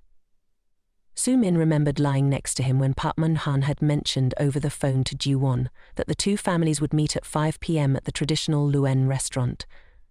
She couldn't let things stay like this. She couldn't just let them get married. Soo-min sat down to fix her makeup. All her efforts up to this point, would they really end up being overshadowed by Ji-won? Surely, before the grand wedding day, she would find a way to keep Park Man-hwan by her side. Once there's a first time, a second is definitely on the way. At exactly 5 p.m., Ji-won hopped into a cab and headed to the meeting spot. The families were already there, chatting joyfully together. Her cheating fiancé, Park Man-hwan, was sweet-talking his parents, completely at ease. A knock on the door echoed through the room, and Ji-won stepped in, politely greeting Park Man-hwan's parents. Upon seeing Ji-won, his parents were genuinely startled by her appearance. She introduced herself as Park Man-hwan's girlfriend, smiling, while everything in the room felt like a replay of her past life. Park Man-hwan's parents were taken aback, mentioning they had heard a lot about her from him. He had described her as a simple girl. Ji-won pretended not to understand his mother's underlying remark as she proudly flaunted the designer handbag Park Man-hwan had gifted her, subtly reminding them of her elevated status. Reflecting on the past, Ji-won realized that even though she hadn't done anything wrong, she used to feel terrified when meeting his parents. But now, things were different. She wondered if Park Man-hwan cared for her at all. He probably cared for his mother more. His mother, however, was quick to assert her authority. She asked if Ji-won knew how to handle household chores, hinting that if no one cooked breakfast, Park Man-hwan wouldn't eat. The tone was clear. Ji-won's worth as a wife would be measured by her domestic abilities, not her love for their son. Ji-won found it quite amusing. She had never even seen Park Man-hwan eat breakfast. With a confident smile, she assured his mother that she would take charge of preparing nutritious meals for Min-an, and, if he had to work overtime, she would personally bring lunchboxes to his office. Min-an's mother, cheery and wanting to be helpful, suggested that every weekend she could prepare side dishes for Ji-won, and they could just pick them up. Ji-won, however, politely declined the offer, saying that she would come to collect them during the week because she wanted Min-an to rest on weekends. This caused his mother to worry aloud that Ji-won might overwork herself since she also had a job. But Ji-won's next statement shocked her. Ji-won nonchalantly revealed her plan to quit her job after the wedding and become a devoted housewife. His mother, taken aback, questioned how she could so decisively choose to quit her career. She asked if Ji-won planned to enjoy life at the expense of her son's earnings, pointing out that other daughters-in-law managed to balance work and family life just fine. Raising children, she argued, would also be very expensive. Ji-won remained calm and countered, asking if it wasn't sufficient for one person to earn money if they didn't have kids. At this moment, Min-an began to sweat. He couldn't understand why Ji-won was acting so differently today. Hearing her response, Min-an's father, who had been silently observing, could no longer contain himself. He slammed his fist on the table and raised his voice, demanding if they wanted their house to be without a legitimate heir. He insisted that only a son could properly take care of the family's ancestral offerings, and questioned how Ji-won could dare stand before her elders and declare she wouldn't have children. But Ji-won didn't back down. Boldly, she replied that her father, despite having only her as a daughter, still used the offerings she prepared for worship. Her words infuriated Min-an's father even more. He argued that once a daughter is married, she must perform the rituals for her husband's family, questioning how she could stomach such defiance. Min-an's mother, visibly upset, joined in, lamenting that Ji-won's father's crime was giving birth to a daughter, as though Ji-won's very existence was a misfortune to the family. Hearing this, Jiwon wondered why being born a girl was considered a crime. Furious, she shouted back, calling Minan's mother an old hag. Park Hwen-pani nearly choked at her words. Everything that had happened was beyond his wildest imagination, and he couldn't understand what was going on with Jiwon today.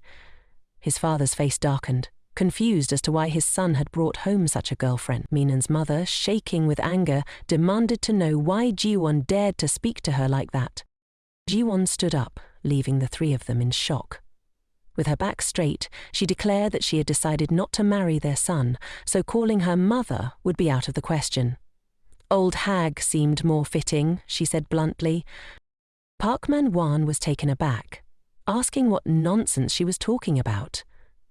By now, Minan's parents were livid, claiming they had always suspected she would show her true nature like this. They said those without parents were all spoiled, ungrateful people. Jiwon's expression suddenly changed. She coldly asked why, if Minan's mother also had no parents, she would insult Jiwon's parents when they were in the same situation. Minan's mother was stunned into silence by Jiwon's sharp response. She told Minan that she would never agree to him marrying Jiwon, and that she would never allow her to become part of their family. Jiwon replied calmly, "You'll regret that decision." And with that, she walked away. Park Man-hwan called out to Jiwon, confused and desperate to understand why she had changed so much, but she ignored him. Jiwon stepped outside, realizing she could never become the daughter-in-law they wanted. After everything she had heard, it wasn't just a misunderstanding, it was pure insult. Twice now they had crossed the line, and she couldn't take it anymore. With her head held high, Jiwon hurriedly walked away from the place that had caused her so much pain. Suddenly, Jiwon spotted Su-min stepping out of a taxi, dressed as if she were meeting her boyfriend's family for the first time. Jiwon smiled at her. "Su-min, you've arrived just in time. You should marry that jerk for me," she said, her voice dripping with sarcasm. Meanwhile, in the dining room, Park Man-hwan's mother was still fuming, unable to believe her son had brought such a disrespectful girl into their home. She demanded that he end things with Jiwon immediately, insisting that she would never approve of the marriage. Just then, Su-min stepped through the door, feigning surprise. "Oh, what a coincidence to run into you here," she exclaimed brightly.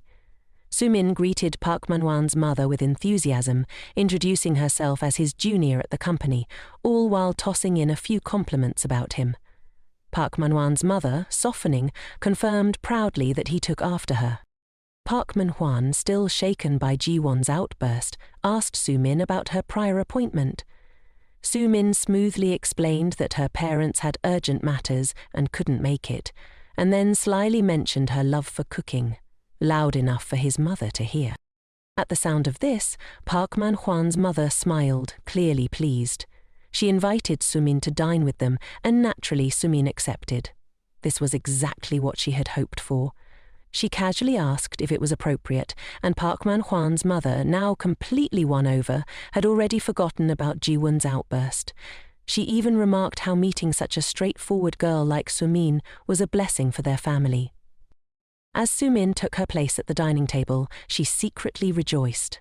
Jiwon's debut had been a complete disaster, and now Su-min was happily dining with the Minan family. It seemed her plan had been the right choice all along. Jiwon, on the other hand, was on her way home, reflecting on the disastrous events of the afternoon. Just then, her phone buzzed with a message from Park Man-hwan. He asked where she had gone, why she hadn't answered his calls, and expressed his desire to marry her smoothly, wondering if she intended to let things continue this way. As Jiwon walked and read his messages, she thought about how Park Min-hwan and Su-min were truly a perfect match, two people who had always taken everything for granted. Thinking about how Su-min had coveted everything she had for the past 10 years, Jiwon decided it was finally time to give her what she wanted. She smiled to herself, ready to let them have it all. The next morning, Jiwon arrived at the office as if nothing had happened. She didn't expect things to go smoothly, but with just a small nudge, everything was already falling into place. Park Manhwa and Soo Min were sneaking out during work hours to flirt. Ji-won knew her task now was to bring this twisted fate to its conclusion before she could embrace her new, brighter life. She had already finished writing her resignation letter, planning to wrap up her affairs and leave this place behind. As Ji-won was about to submit her letter, assistants Jae and Haine invited her to grab some coffee. Ji-won agreed to go with them, feeling a bit lighter after her decision. On their way out, Haine turned to invite department head Jun-hook to join them. Although he couldn't go, he handed Haine his card and told them to consider it his treat. Before they left, Jin-hook added, "There's still plenty of time, Ji-won. Order something nice to eat." Ji-won thanked him, feeling a strange reluctance to leave, thinking maybe she should wait until the company's new product was completed before moving on. Meanwhile, Park Man-won and Soo Min were sneaking around in a nearby motel. As they prepared to leave, Park Man-won told her to pretend they were out meeting a client for the next hour. Soo Min disagreed, reminding him that he had promised to spend the entire day with her. Park Man-won explained that he had too much to prepare for the upcoming wedding. Soo Min, confused, asked if the wedding wasn't called off. Park Man-won reassured her, saying it was just a minor disagreement between his mother and Ji-won and that everything would smooth over soon. Frustrated, Soo Min asked if he planned to break up with her. Park Moon brushed it off, saying their relationship was just a casual fling and nothing serious enough to require a breakup. He kissed her forehead, said goodbye and left, leaving her in shock. Soo Min gritted her teeth, furious that even when things were falling apart, he still wanted to be with Ji-won instead of her. Determined not to let all her efforts go to waste, Soo Min picked up her phone, plotting her next move. Meanwhile, Ji-won received a call from a high school friend who informed her that Soo Min had been asking around for Kim's number. Ji-won thanked her friend for the heads up, knowing something was brewing. Ji-won suddenly remembered how Soo Min had previously bothered her and wondered why she would be asking for Kim Tae's number now. It surely couldn't be for anything good. She needed to prepare for what was to come. So, Ji-won submitted the report her manager had assigned her and considered whether she should ask him for help again. She couldn't understand why she thought she could trust the man in front of her. Jung-hook, noticing her hesitation, asked if she needed his help with anything. She, somewhat impulsively, asked if she could take advantage of him just one more time. Jung-hook folded the report, looked at her intently, and told her she could take advantage of him as many times as she wanted. In fact, he was quite happy about it. On her way home that evening, Ji-won suddenly heard someone call out to her. As soon as Kim finished speaking, she knew he would come looking for her. He said that as soon as he saw her, he rushed over immediately. Ji-won told him she hadn't contacted him at all. Meanwhile, Park Man-won was sitting in his car across the street, watching them closely. He wondered who this guy was. He had prepared flowers and gifts for her, but when he called, she didn't pick up. How could she dare to meet someone else behind his back? Just then, Soo Min approached and knocked on his car door. She smiled and asked why he was there before getting in the car. Soo Min told him that she was a high school classmate of Ji-won's and intentionally mentioned that since their class reunion, they had been inseparable. She warned Park Man-won not to think Ji-won was only into him, as she was deliberately trying to rile him up. Park Man-won grew heated and insisted that Ji-won only loved him. Soo Min, ignoring his attitude, kept rambling on about how Ji-won's mother had cheated and abandoned her father. She suggested Ji-won would end up just like her mother. Park Man-won was shocked to hear this, not knowing about Ji-won's mother leaving for another man. Soo Min claimed she hadn't mentioned it before because Ji-won was her best friend. But she couldn't stand how Ji-won was treating him. She comforted him and suggested they move to another place, saying that if they stayed there any longer, he would definitely see some unpleasant things. Ji-won watched Park Man-won's car drive away, knowing this was all Soo Min's doing. She told Tong that she hadn't contacted him at all. Tong immediately showed Ji-won the messages. Ji-won opened her phone and saw someone had impersonated her to message him. Kim Tong was stunned and furious. He couldn't let anyone manipulate him like that. He asked Ji-won if she thought she was so valuable that someone would go this far. He grabbed her hand, intending to drag her away to confront the culprit. He demanded she be quiet and follow him, but Ji-won insisted he let go of her hand, saying it had nothing to do with her at all. Suddenly, a hand grabbed Kim Tong's from behind, and he was confused about who was doing this. Jin-hook declared he was Ji-won's boyfriend and asked what Kim Tong thought he was doing with her. Jin-hook then asked Ji-won if she was okay. At that moment, Kim Tong realized what was happening and demanded Ji-won let go of him. Furious, Ji-won swung his fist straight into Kim Tong's face. The guy fell to the ground in pain. Without a word, Ji-won took Ji-won away. Walking beside him, Ji-won felt incredibly safe. She thought that as long as this man was by her side, she could bravely stand up to anyone else. Why hadn't she noticed him before? Ji-won got into the car and Jin-hook drove off. She thanked him for everything that had happened today. Jin-hook smiled and told her she was just exercising her right to take advantage of him, as this was exactly what he had requested. He stopped the car and said they had arrived, leaving Ji-won surprised. Why was he bringing her to a hotel? He explained that she should rest there for the night and he would take her home in the morning. Jin-hook mentioned that the guy from earlier knew her home address, so it would be dangerous for her to go back. Ji-won shook her head in refusal, saying she could go up by herself, but Jin-hook disagreed. He asked, what kind of boyfriend would drop his girlfriend off at a hotel and leave her to fend for herself? Ji-won nervously replied, well, if he brought his girlfriend to a hotel and just left, that would be pretty strange too. She clamped her mouth shut, not understanding what on earth she was talking about. Jin-hook told her that he would also be sleeping there tonight. Jin-hook led Ji-won to the front desk to check in. Jin-hook asked, aren't you supposed to drop me off and leave? He repeated her earlier words with a grin. Panicking, Ji-won blurted out that she was just speaking nonsense. Jin-hook told the receptionist to get him 2 adjacent rooms. Ji-won jumped and asked why 2 rooms. Jin-hook suggested they could book just 1 room, but Ji-won felt embarrassed and admitted that 2 rooms were probably better. She didn't think he would actually stay. Jin-hook watched Ji-won step into her room, and once she was settled, he walked away. He turned to meet up with his crew, pulled out his phone and set up a meeting in the lobby. They informed him everything was taken care of, and from now on no one would dare come near her again. Jin-hook told them not to call him boss but director, as they weren't part of the mafia. Meanwhile, Park Min-han had already driven off. Jin-hook quickly guessed that Soo-min was behind all of this. She had impersonated Ji-won and messaged that guy. Perhaps Ji-won had known about it all along, which is why she suggested Jin-hook pretend to be her boyfriend. He looked at his watch. It was already 9 p.m. He wondered what Ji-won was doing at that moment.